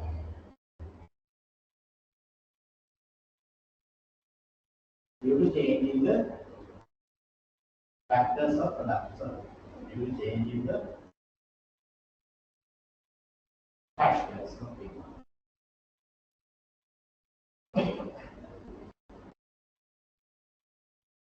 Right? So the magnitude of change, right, with respect to change in the factors of production. Demand, right, on the demand, right. So we are going to look at that now. Under the price elasticity, income elasticity, and the cost elasticity. So actually that is important elasticity. Since we look at these factors that determine demand and their magnitude impact on the demand, right? That is very important, right, in business decisions, right? Especially when we are taking the pricing decisions, right? And even the large scale and economic analysis, right? Because we are looking at some other things, income, right? Maybe we can extend that elasticity to other concepts as well. We can look at the advertising elasticity, right? Only we know that companies spend huge expenditure. Annually they are paid so much of money for the advertising campaign, in their budgets, right? So we know that advertising, according to the theory, positive impact on demand, right? There will be positive impact, right? Now, different factors we identify, right? We remember, right? Quantity, demand, right? Function of price of the goods, price of the other goods, right? Income, base, advertising, blah blah blah, right? Price negatively affect, price of the other goods positive or negative, income positively normally according to the taste also positive, advertising also positive, right? So we can measure advertising elasticity, right? So when the advertising expenditure increase, how it affects the demand, right? When the advertising expenditure increase by 1 rupee, whether the demand is increased by more than that or less than that will rethink, right? The companies can rethink, right? Whether they are spending money, so much of money for the advertising, whether it is beneficial or not, right? So they can take some action, right? Sometimes there may be a problem in the advertising campaign, right? And the advertisement, the media that they use, right? So they have to take decision, right, regarding those aspects as well by looking at the advertising elasticity, right? So that means the responsiveness of demand due to change in the advertising expenditure, right? That is the advertising. Not only this price and the income and the cost elasticity, right? We can extend our analysis elasticity to the other concept as well, right? Other details as well. And that will provide useful information for us to make decisions, right? So in economic analysis and economic decision making, right? The policy decisions, right? So the company will can decide whether they are spending money, right? Last year so much of money, billions of money for the advertising, whether it's fruitful or not. They can take policy decisions, right? Some kind of actions, right? So they can rethink about those things, expenditure, right? Right.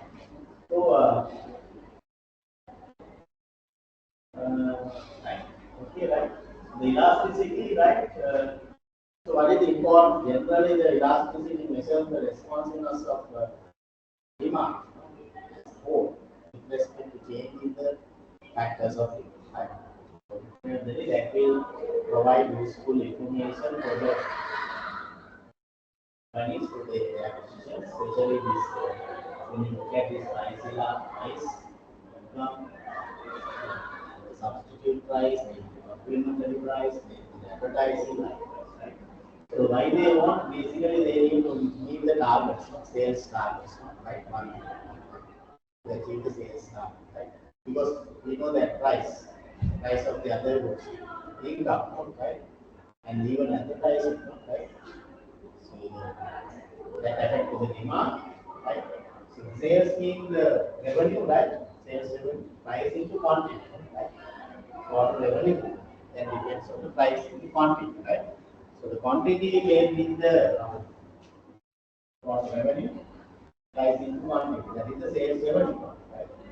So this price is the own price, right? So they can think about the pricing, right? Whether they are charging correct price or whether the price is increase or decrease or price, right? By looking at the price elasticity coefficient, right? Because quantity is determined by the market, right? According to the market demand, right? We can change the price, right? And even we can next second time we can take the actions to make more demand for our products by adjusting other factors, maybe adjusting the advertising, right? By thinking about the income change, future income potential change, and the price of competitors and the complementary prices, no? Right? By looking at those things, right? We can think about how we can gain more demand for our products, right? That means we can change the demand also, right? By adjusting the taking the correct decisions by looking at other factors. So that means that to achieve the sales targets, no? Right? So we can it's useful, right? And also market share, no? So we know that company wants to increase the market share, right? So according to their strategic planning, right? For the next 5 years, maybe they are going to gain 10% market share, right? And the next five again 10% and to be the leading institution in the market, right? Dragging the market share, right? So therefore, this information is very useful for them to take actions, right, to gain the market, right? Over the overriding the profit. And also the profit, finally, profit, right? Revenue depends on those factors, right? So the revenue is the part of the profit determinants, right? Main influence on the profit, right? Other factor is the cost, right? Here they can think about how they can raise the revenue potentials of the company, right? Organization. To meet the maximum profit maximization, right? So that is one of the objectives. Right? So even though there are some limitations, right? So instead of that, now today we are talking about the value maximization, wealth maximization, right? Instead of this profit maximization. So since the profit maximization is a short-term phenomenon, right? Short-term, right? But in the longer term, we need to think about if we are think about the stability of the curve, right? So we need to go for other changes. So that is another thing, but the profit is the one important aspect, right? So run the business, those business should be profitable, right? So therefore, this information coming under this elasticity is very important to take decisions, right, to maximize the profit. So therefore, generally we can identify this elasticity concept is very important, right, for the firms to achieve their organizational goals and objectives. Right. Now we know that there are three elasticities, right? based on the basic factors that determine the demand, right? So price elasticity, cost elasticity, and income elasticity, right?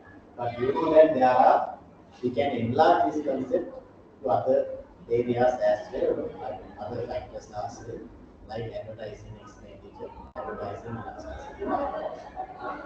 But here we are going to talk about mainly these three subjects. Right? So what is the price elasticity that you know, right? We are going to measure the sensitivity between the price and the quantity. Right? Whether there is a strong relationship or weak relationship. That measures the elasticity. The term we use is the elastic or inelastic. That is the term we use. Once you analyze the price elasticity of demand, the value that you obtain is called coefficient, price elasticity coefficient. And in the sum. By looking at the coefficient, we can say what kind of relationship is there. Whether the price elasticity is elastic or price elasticity is inelastic. Those are the two, elastic and inelastic. So the price elasticity measures the responsiveness of demand due to change in the price of the own product. That means sensitivity between the price and the quantity. So how we measure that one?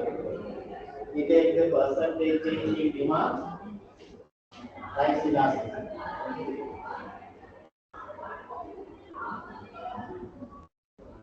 How we calculate? We take the percentage change in demand divided by percentage change in price. Right? We take the percentage change in demand of divided by the percentage change in price. How we calculate the percentage change in demand?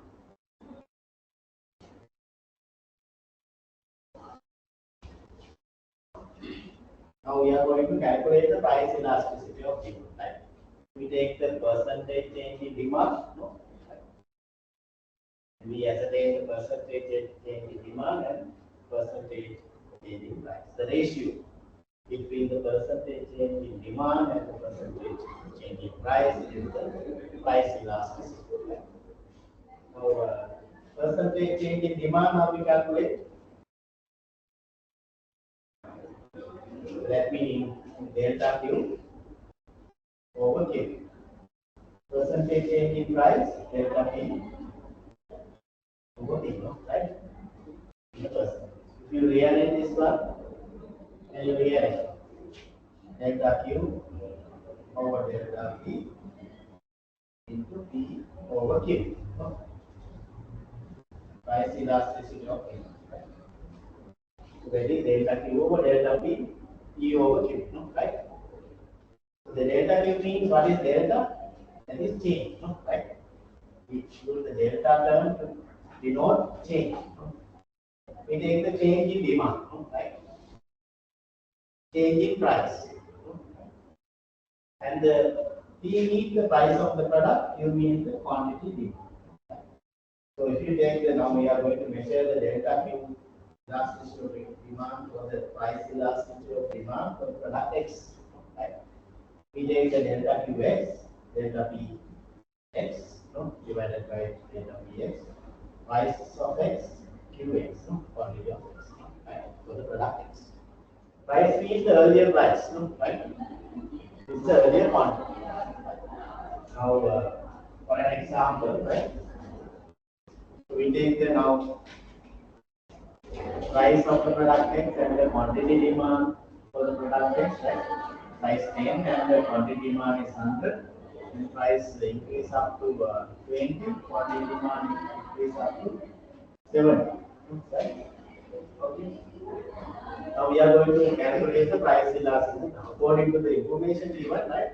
You cannot use this percentage change in demand, percentage in price. You need to do a lot of things, right? Therefore, but you can do this one. Right? So the delta Q over delta. What is the change in now elasticity of demand X? Delta Q, we assume price increase from 10 to 20, right?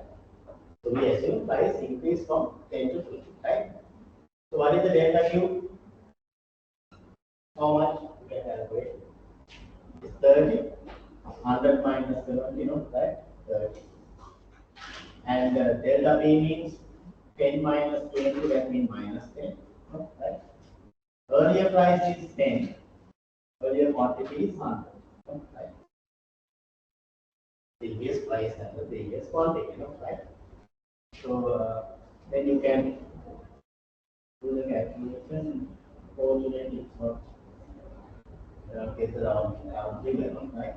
3 divided by 10, right? 3, right? It's negative.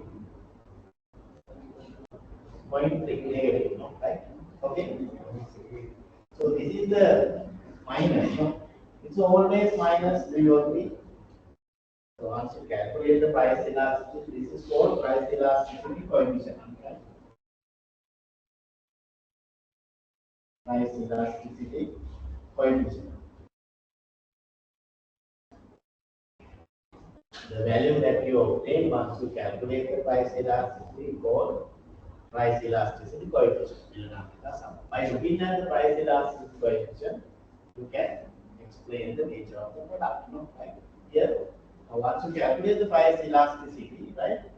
Normally it slides in between 0 and 1, right? Right? Normally it's price elasticity coefficient varies 0 and 1. Is it correct?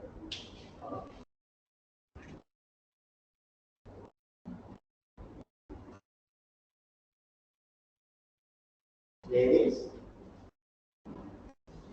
not 0, right? Then negative 0 is negative. Right? Is that can be negative less than 0. Then normally this varies from 0 to infinity. Usually not less than, actually can be negative, right? Normally it's negative.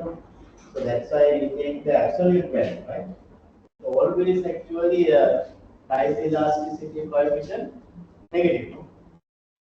Because according to the law of demand, there is a negative relationship between the price and the quantity. Therefore, this value always negative.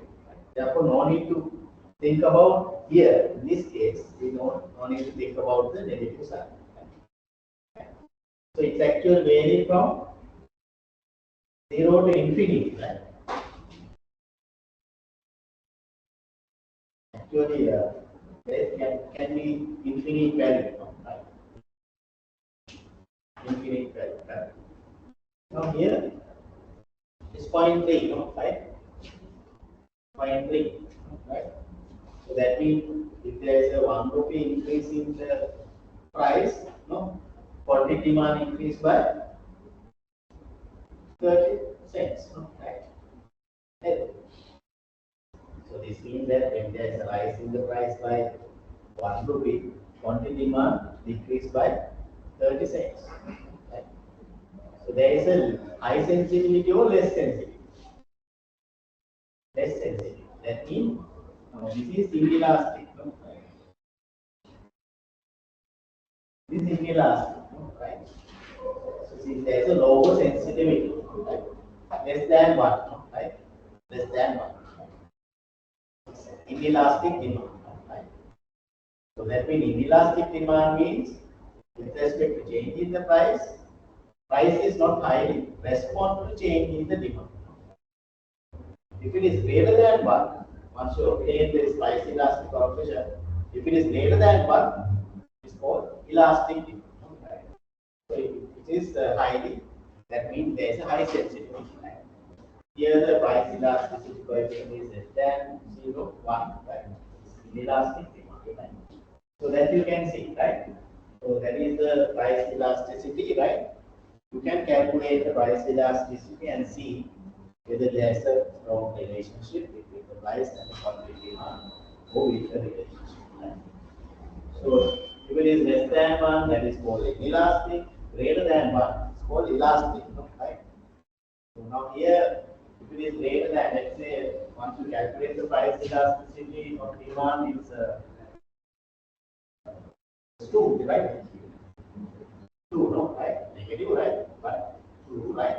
So that means that actually explain when the price increased by 1 rupee, demand increased by 2. So that means there's a high sensitivity. Elastic, no, right? This is elastic, no? Elastic, right? Elastic, right? So by looking at the price elasticity, you can explain the nature of the relationship whether there is elastic demand or inelastic. Okay. So now you know that one, right? So elasticity and the inelasticity, right? So so that's also very important, right? So to see whether there is a elastic or inelastic, right? Because that we talk about the elasticity and inelasticity, right? By looking at the change in the price and the impact on the demand, right? So that is useful, right? So if you have the elastic demand, right? What happens? If you decide to increase the price of the product, what happens? There will be, if you increase the price by 1 rupee, there will be a drastic decline in quantity, right? That will affect your revenue, right? There will be a decline in the revenue and the profit margin.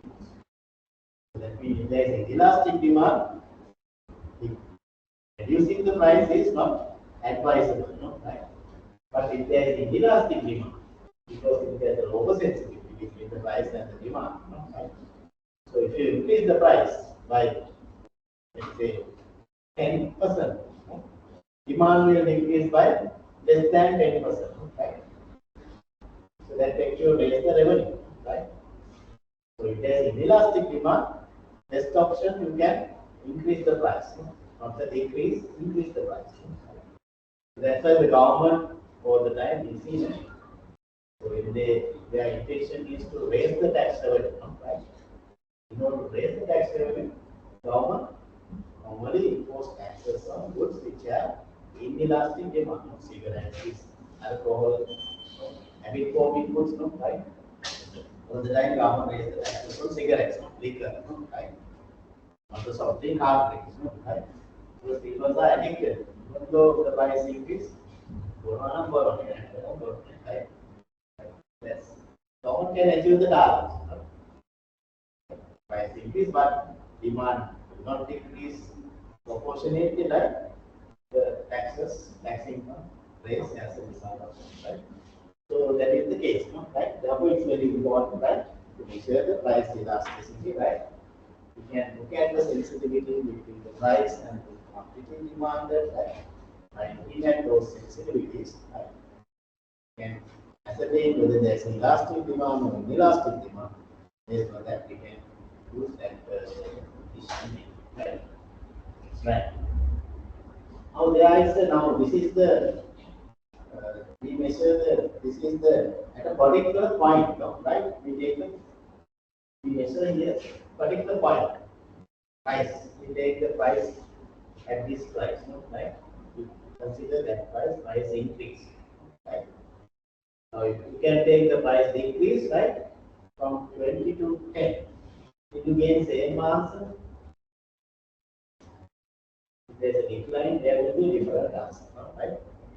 So that means here we look at the point elasticity, right? Point elasticity, right? Instead of that, there is another term, we can use the arc elasticity, right? Now, this is the point elasticity. We look at the change in the price and the potential impact on the quantity demand at a particular point. But if you take the two different points, right, in the demand curve, right, we can measure the arc elasticity, right? So arc means that is actually we take the two prices, right? E1, P2S, and we take the Q1, Q2S. So we take the demand curve in two different points, right? P1 price and the P2 price. So we add those two, take the average, no? Right? This is price we add evaluation and quantities, right? The ratio we take, right? And that is measure the RP elasticity, right? Normally, so if you in an RP elasticity calculation, we measure whether it is price increase or decrease, to get the same marks, no? Right? But here in the point elasticity, if you take other way around, you get different marks, right? So as arc elasticity is useful when there is a large price fluctuations. Right? Okay. So remember there is two concepts, right? Point and arc, right? We can use point elasticity and arc elasticity depending on the variation of the price, right? If there is a large variation, normally we use arc elasticity, right?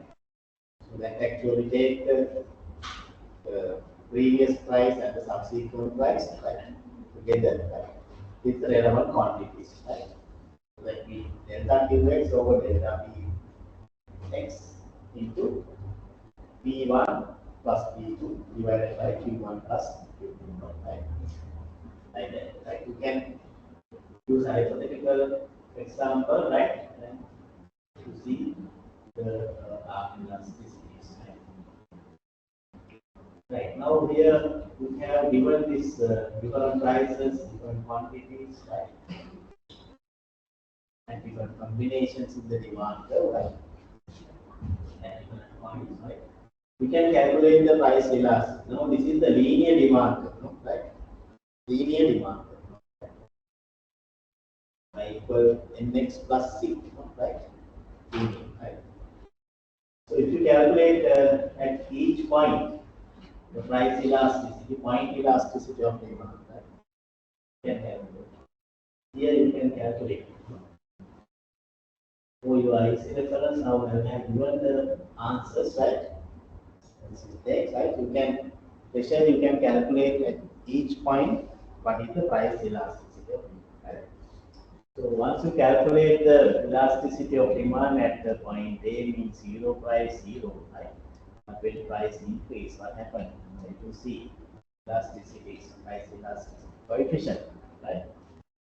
Point elasticities, right? That also vary from point to point, no? Right? No linear. It's a this is for zero, no? Right? At a zero price, zero, right? There is no nothing, right? But there is a meaning also, right? Zero, right? What is this point? When the price equals zero, right? Quantity may be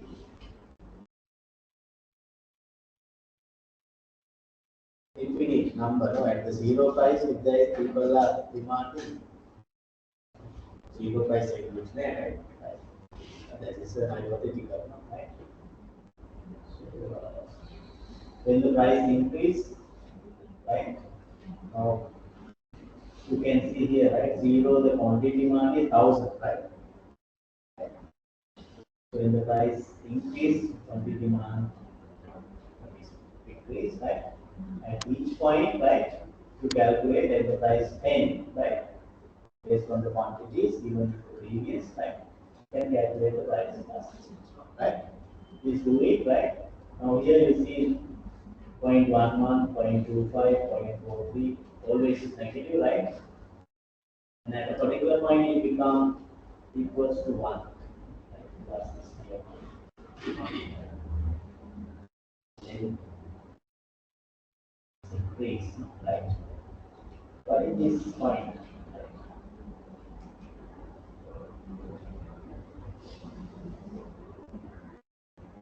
What is this point?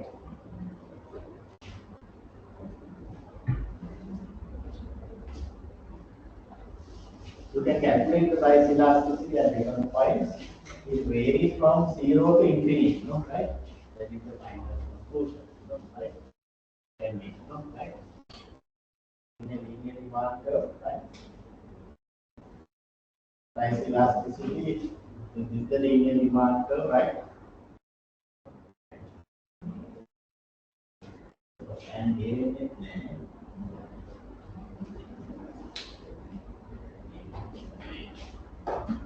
Now this is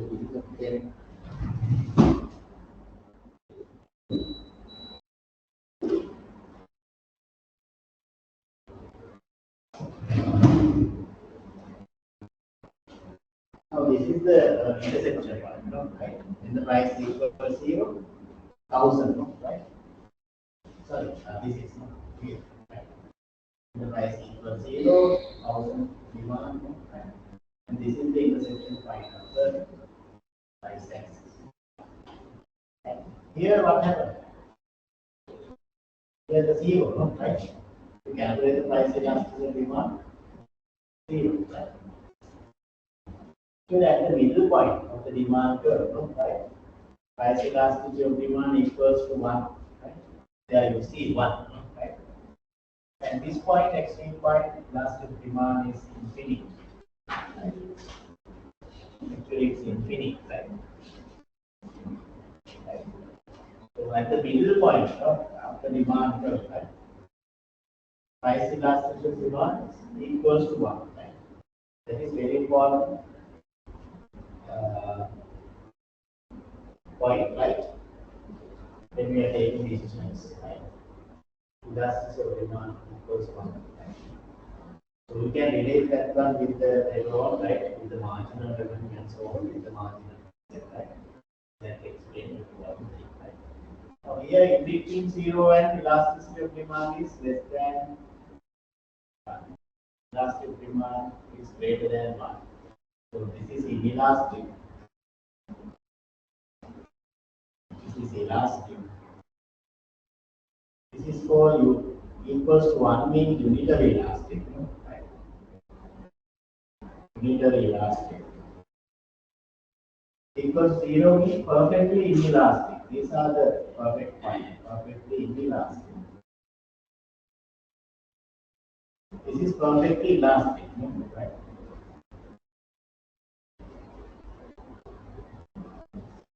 So likewise, we can identify the different concept, right? The elasticities, right? So mainly the elastic and the inelastic, that's very important, right? But then identify the linear demand curve is perfectly inelastic and the perfectly elastic and the irregular elastic.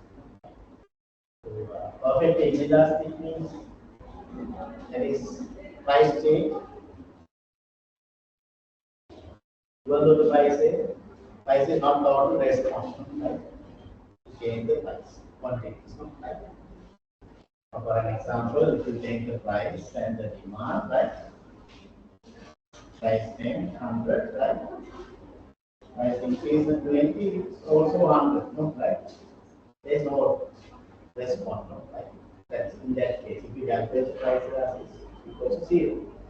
Now here, the price and the quantity, here the price is 10, 100. Without changing the price, sometimes increase the quantity, right? Like in the we discussed the tax case, perfect elastic supply, we identified, right? At the world market price, we can import any quantity, right? Any quantity is not at the same price, right? World market price. They are perfectly elastic, you can. Price is infinite respond, right? Without changing price, sometimes the demand change. In a perfectly competitive market, we see the price is perfectly. The demand curve faced by the firm is perfectly elastic, right? Right. Now here, the elastic means it has high sensitivity between the price and the quantity, right? Greater than 1. Here, there is lower sensitivity, Unitary elastic means when the price and the quantity demand, right? Price 100, when it is increased by 20, it is increased by 100 to 200. When there is a decline in the 5% increase, the proportionately it changes, right? 15 something, right? Am I correct? Right? Equal proportionately change. Unitary elastic. Right? So in this, that's also very important, right? So in this case, now the consumer expenditure and the producer's revenue will not change, right? This is the demand curve. We call it as unitary. This is rectangular hyperbola demand curve, right? We identified there under the unitary elastic, right? Now if you look at this, the different cases, right? The demand curve also changed, right? But actually the slope changed, right? This is measured the price change and the demand change, right? So that explains that the demand curve, slope of the demand curve, right? So you can see, right? So we can identify the different elasticities, right? It varies from 0 to infinity, right? At the middle point, 1, that is unitary elastic. Here greater than 1, no, right? Elastic. Here less than 1, elastic. Perfectly elastic, perfectly elastic. Right? We can identify those. Okay. Right now, point and the arc elasticity you can compare, right? So the two different points, right? So, as I mentioned, if you calculate these points and the C and F, right? Point elasticities, so you see the point 25 and the point 1, right? The increase or decrease in the price, right? Two different, right? But when it comes to the arc elasticity, right? C and F, right? You get the same answer, right? So this calculate based on the information given, right?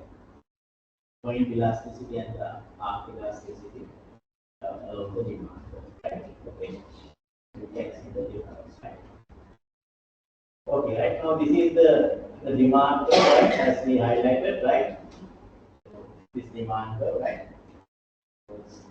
Vary from 0 to infinity, right? Here actually, this is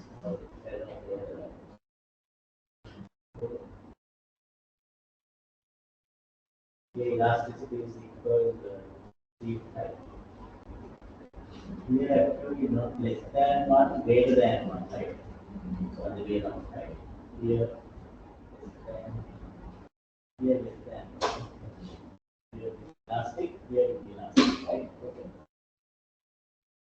This is less than 1, no? Right? Here greater than 1, right? Here unitary elastic equals to, right? Now this is the demand curve, right? We know that demand curve is normally we write UV equals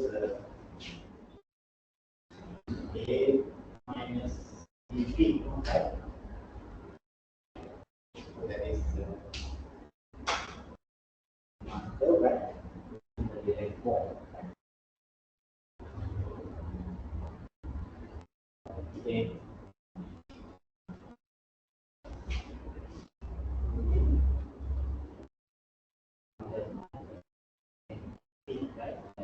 Right? You can take it in direct form, right? In form, right? You can express that one, right? There is the indirect form, so, right? So we discussed that one also, right?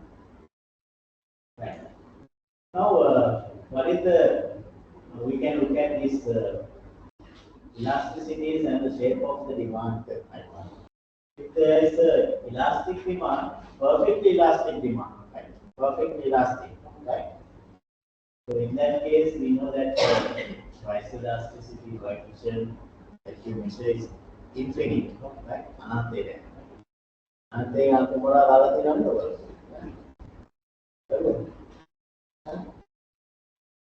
Anante yang aku bala. Makanya ini anante yang aku bala. It's going to infinity, right? So in that case, if you look at the demand curve, right, it's horizontal, right? Perfectly elastic demand means horizontal demand curve, right? At the given price, there can be different quantities, right? Without changing the price, quantities change, right? The red line denotes perfectly elastic demand. It is horizontal demand curve, right? Now, this type of demand curve we see in a perfectly competitive market. The firm faces, particular firm faces demand curve horizontal, right? Those firms are known as price takers, right? In the perfectly competitive firm. Because market is determining the price, firm has to work upon the market determined price. So this is the market determined price.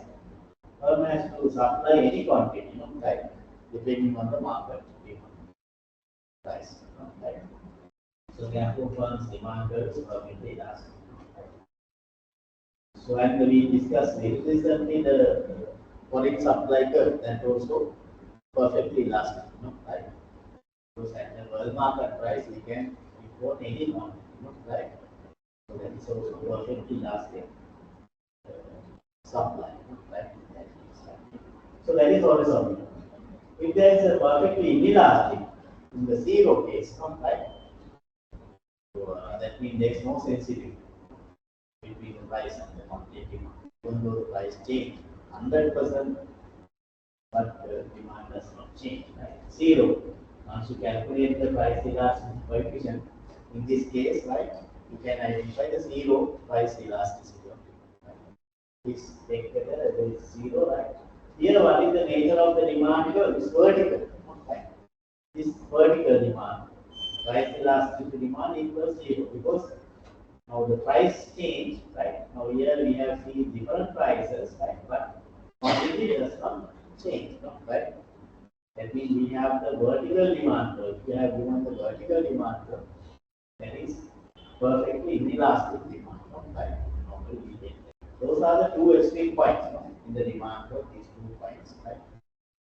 Perfectly elastic and the perfectly. In between that, we can identify the elastic and the inelastic part from the unitary elastic. Right? Now, unitary elastic case, right? That means price elasticity of demand equals to 1, right? There is a proportionate change in the price and the quantity demand, right? Equal percentage. If the price increased by 10%, quantity also decreased by 10%. Once you calculate the price elasticity of demand, that will be equals to 1. Right? So that is called unitary elastic, right? There is 1-to-1 relationship. Normally, in the unitary elastic case, right? If you look at the demand curve, it's called rectangular hyperbola, right? Rectangular hyperbola. Now, this is the rectangular hyperbola demand. So, if you multiply, here the feature is if you multiply by the price into quantity, in any point you get the same answer. Right? Price into quantity, you multiply along the demand curve, you get same answer. Right? So, that is the rectangular hyperbola curve.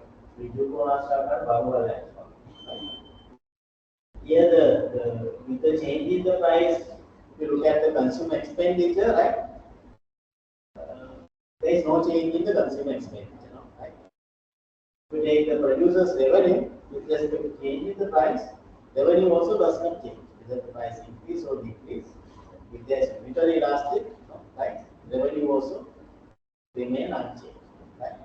So there is no change in the consumer expenditure or the producer's revenue in this case with respect to change in the price. In that case, we identify the unitary elasticity. Right? See the price elasticity of demand equals to 1. Right? Rectangular. And the other two cases, the elastic and the inelastic. Elastic means you know that greater than 1. Right? So that means we have the normally the flatter demand. Right? If there is elastic demand, we have the more flatter demand. They have one, right? Flatter, right? If we have to know the flatter demand curve, that implies the inelastic demand, right? With respect to changing price, right? Now, if the price price here, if there is a small change in the price, but this is flatter or steeper? Flatter. This one is the steeper, right? So the flatter case, what happened? With respect to this, correct? This one, relatively elastic greater than 1, right? So it's greater than 1 elastic, right? So this is the steeper curve. This one is the flatter curve, right? Now, if we have the more steeper curve, right? That means even though the price change, demand does not change. Right? So we have elastic, not elastic, inelastic. Once it becomes flatter, so that means it becomes elastic. Right? With respect to change in the price, quantity demand also change significantly. Right? So that means demand is elastic. So in the flatter curve, relatively elastic, we have a relatively inelastic, right? If there is a greater than 1, we have the flatter curve. If it is less than 1, right, we have the steeper curve, right? Now the slope of the demand curve also change, right? According to this, right? You can see, right? So when we are growing the demand curve, right? So that's very important, right? The slope, right? So that gives even meanings, right? We are growing the demand. Very careful when you go to the demand curve, right? So that actually explains the elasticities with respect to change in the price, how the quantities are demanded, right?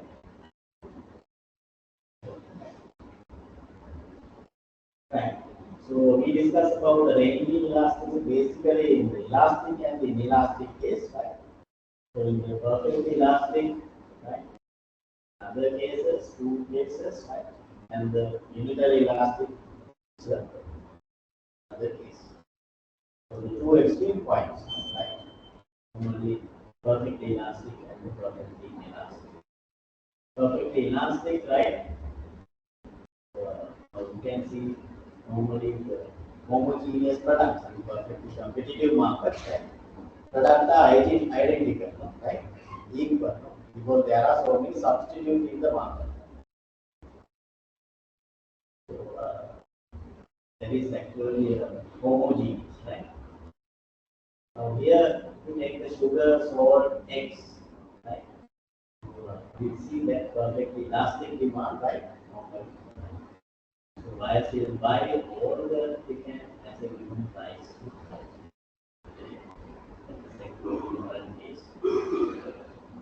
And the inelastic case, right? So perfectly, these are the two extreme cases, right? Now, for example, drugs, right? See that kind of thing, right? When you change in the quantity demanded, right? The price change will not result in change.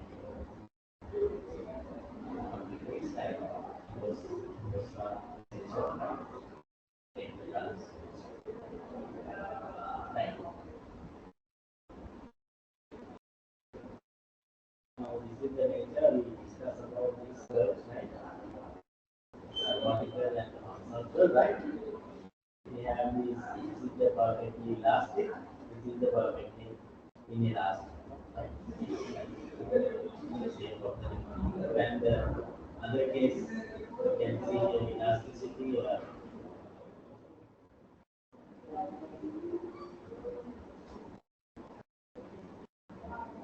Get the revenue, right?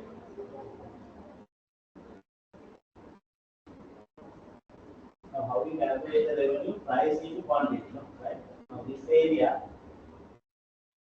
is the total revenue, right? 3 into now to get 140, right? So that means 720 total revenue, right? This is the revenue, right? So that below the demand curve, that you take the transfer price is determined, right? You can calculate the price into one. Here, 5 into 100, right? That means 500. Here, the total revenue, there is a decline in the price from 5 to 3. What happened? Demand increased from 100 to 140, right? So that means 540 and 440, 420, right? So here, what happened? Revenue, right? There is a decline in the price, revenue increased, right? Earlier, the revenue is 500. With the decline in the price from 5 to 3, from 3 to 140, that means 420. Right? So there is a decline in the ratio. Right? So that depends on this law. Right? That depends on the elasticity. Right? Okay. Okay. Right? Now if there is elastic demand and inelastic demand, what is the best decision you can see, right? So in elastic, the elastic demand normally with normal goods, that is elastic demand is most important. But we consume the normally, right? Elastic demand. So with the change in the price, right? That will affect the demand, right? Today the elasticity now electricity. Last day, period, there are a lot of arguments. In we are struggling reduction in the electricity prices. So that will have a significant impact on the consumers' income. Sorry, expenditure, right? Investing in such prices, right? So elastic, right? Likewise, right? Apart from that, we can even long milk, right? Elastic demand, right? So the milk prices increase, no, right? People actually change their consumption, right? Elastic, right? Now there is now here you can see. So normally now the flatter demand curve, no, right? With respect to change in the price, demand significant change, right? That is elastic, right? So those things you know that. Now here you can see them. If you take the price 10, right, and the demand is 5, right, so that is the total revenue, right, 50. Let's say if there is a decline in the price, right, reduce the price from 7 to 10 to 7, right. So what happened? So there is a demand increase from 5 to 20, right.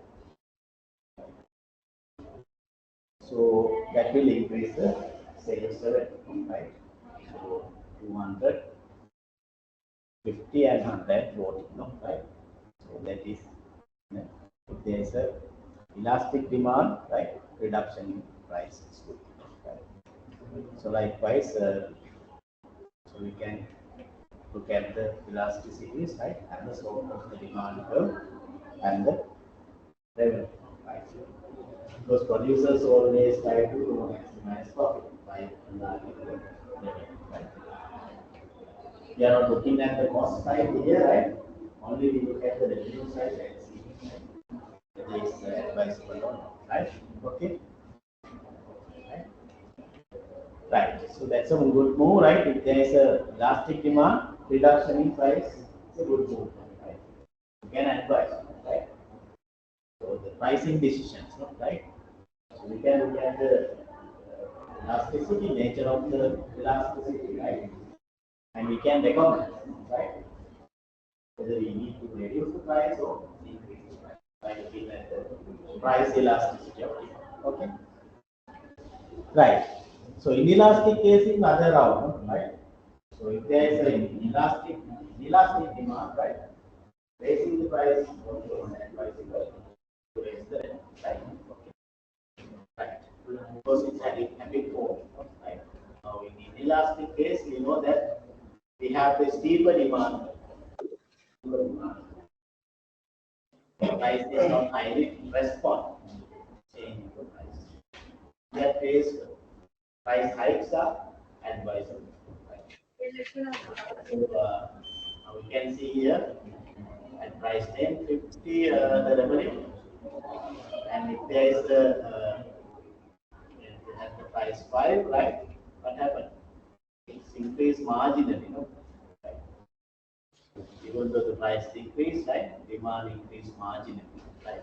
5 to 6, right? In this case, price reductions are advisable, right? Because it reduces the revenue, right? So even though the price change is 50%, quantity demand change is 20%, right? Uh, so that means the revenue, right?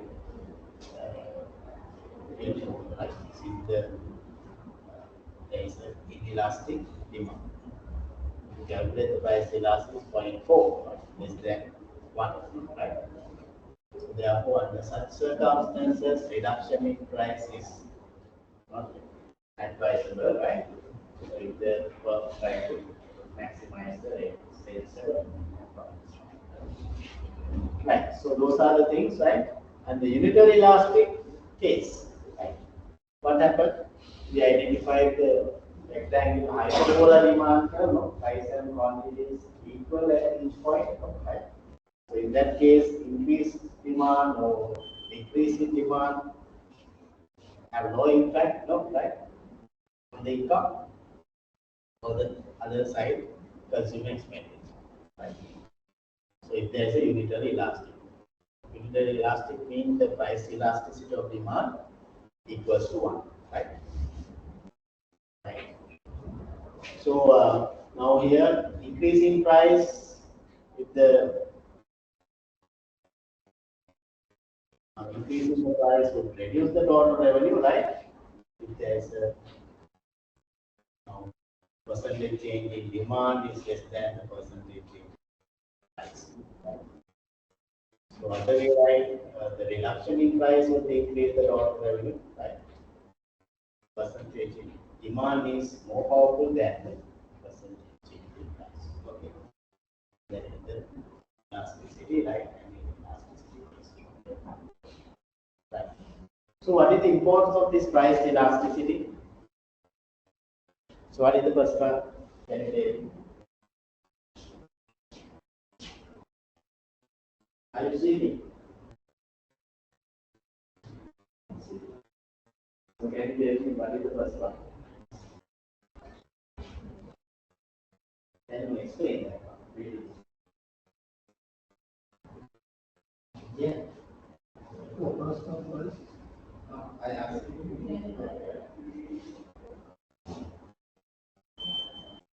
importance of the price elasticity. First one, what is the first one? Take it out.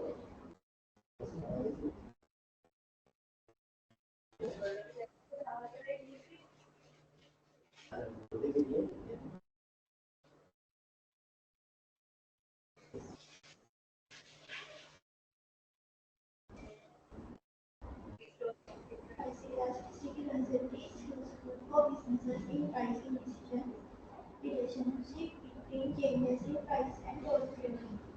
So why now? Can have any idea? So why now? We explain that one, no? Right? It is useful for pricing decisions.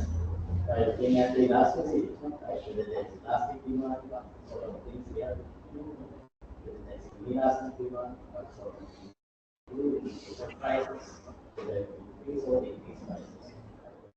Always, if there is elastic demand, reduction in price is the most preferred one. Right?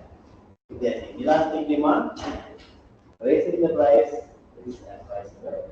It will raise the revenue. So by looking at the price elasticity, the firm can decide, right? Can use the appropriate price. So the second one, what is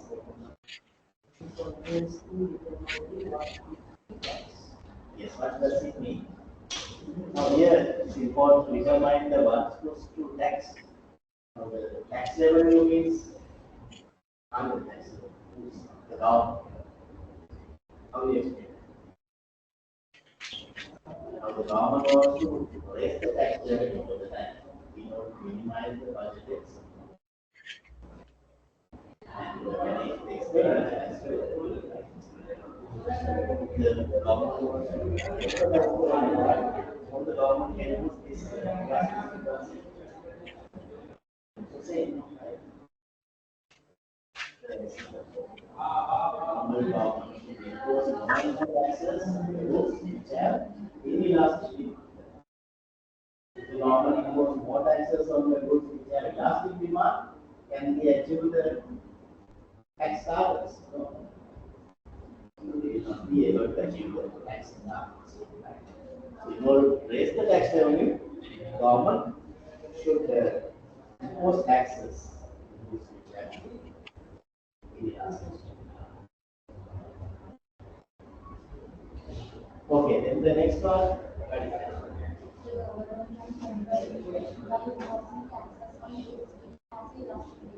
So how we explain that? Now the controlling the inflation, right? Actually, central bank also have a role to play here, but in case of government, right? Because government can also use the tax policy, right, to control the inflation. How the government can use that?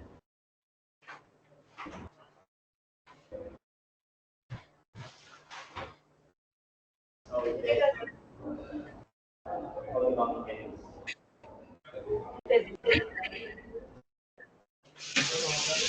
Yes. Yes, you can just explain. The goods which have the elastic demand. So the government impose taxes on the goods which have elastic demand. What happens? Prices increase. Difficult price increase after the tax price increase. So that will control the demand, right? Because if there's a rise in the price, the demand will be significant. If there's an elastic factor, so that actually control the demand to inflation. You know, one factor, one causal factor is the inflation in the demand.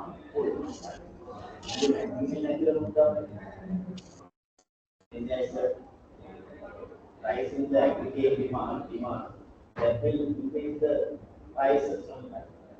The government can impose taxes on goods which have elastic demand, right? When the price increase, after that will reduce the demand significantly. So that will control the aggregate demand. Right? So then next one,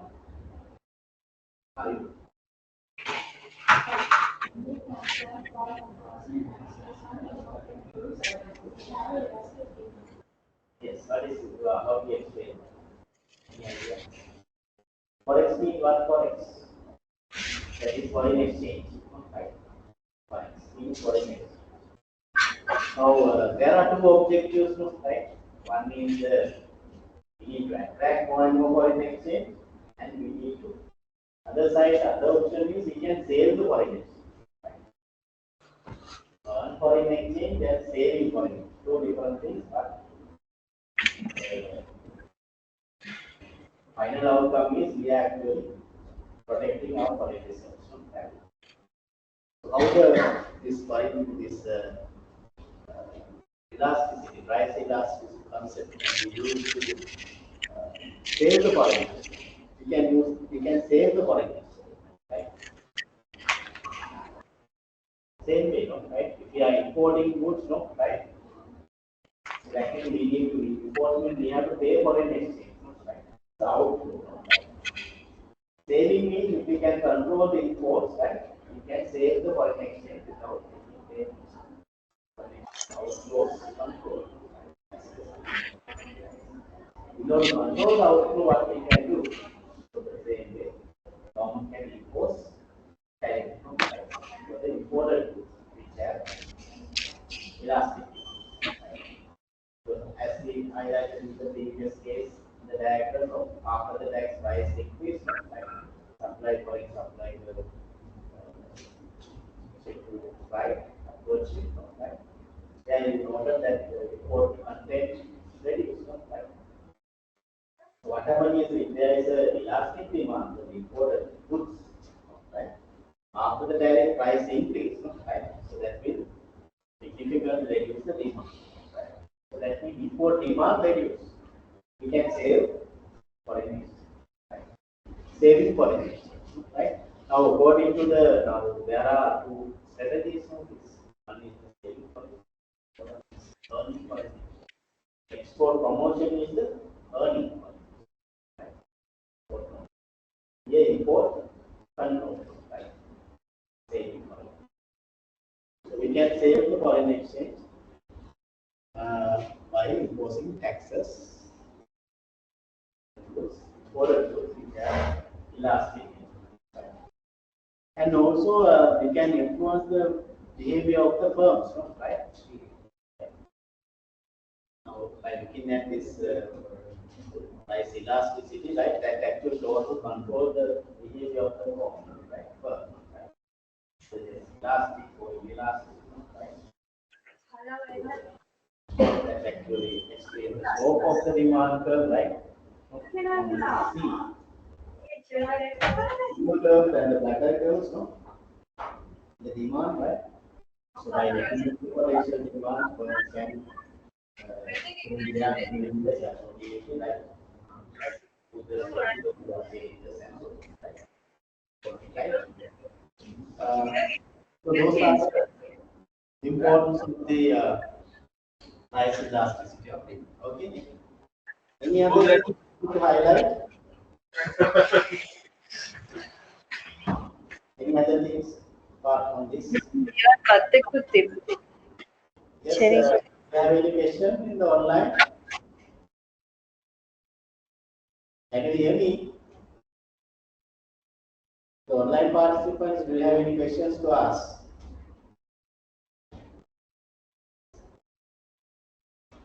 Okay. So, no questions. Actually, we talk about this the importance of the elasticity, price elasticity. So we can identify several importance, right? Especially for the business firm, how it is important, right? And for the government, how it is important, right? So the government can use, and business firm also can use this concept, right, to achieve their targets, no? Right? Right. Okay, then actually we will stop at this, right? Time. Since we have another lecture, right? So next day we will continue that one. Actually, we hope to finish this one and come to the next, right? Something behind the consumer behavior. We talk about the behavior and analysis next day. Right? So next day is will start at this 8:50, right? Okay. Anyway, I will be here at 8:50, right? I will just go to these students. I will start, right? Probably they also again about 8:50, right? This side come at 8:50, right? We'll start and finish 7:50, 12:20, right? Okay. Rather than going like right.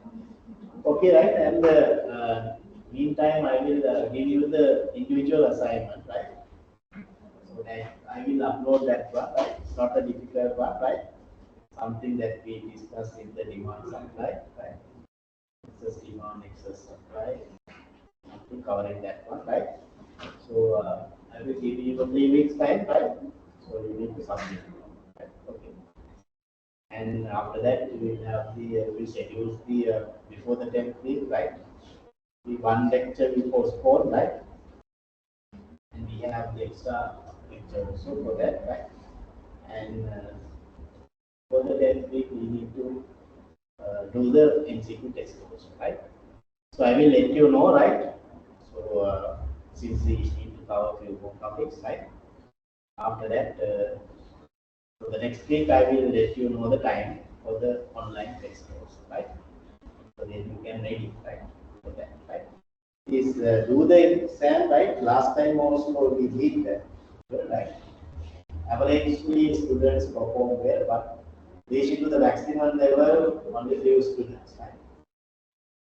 So getting more than 80%, only one or two, right?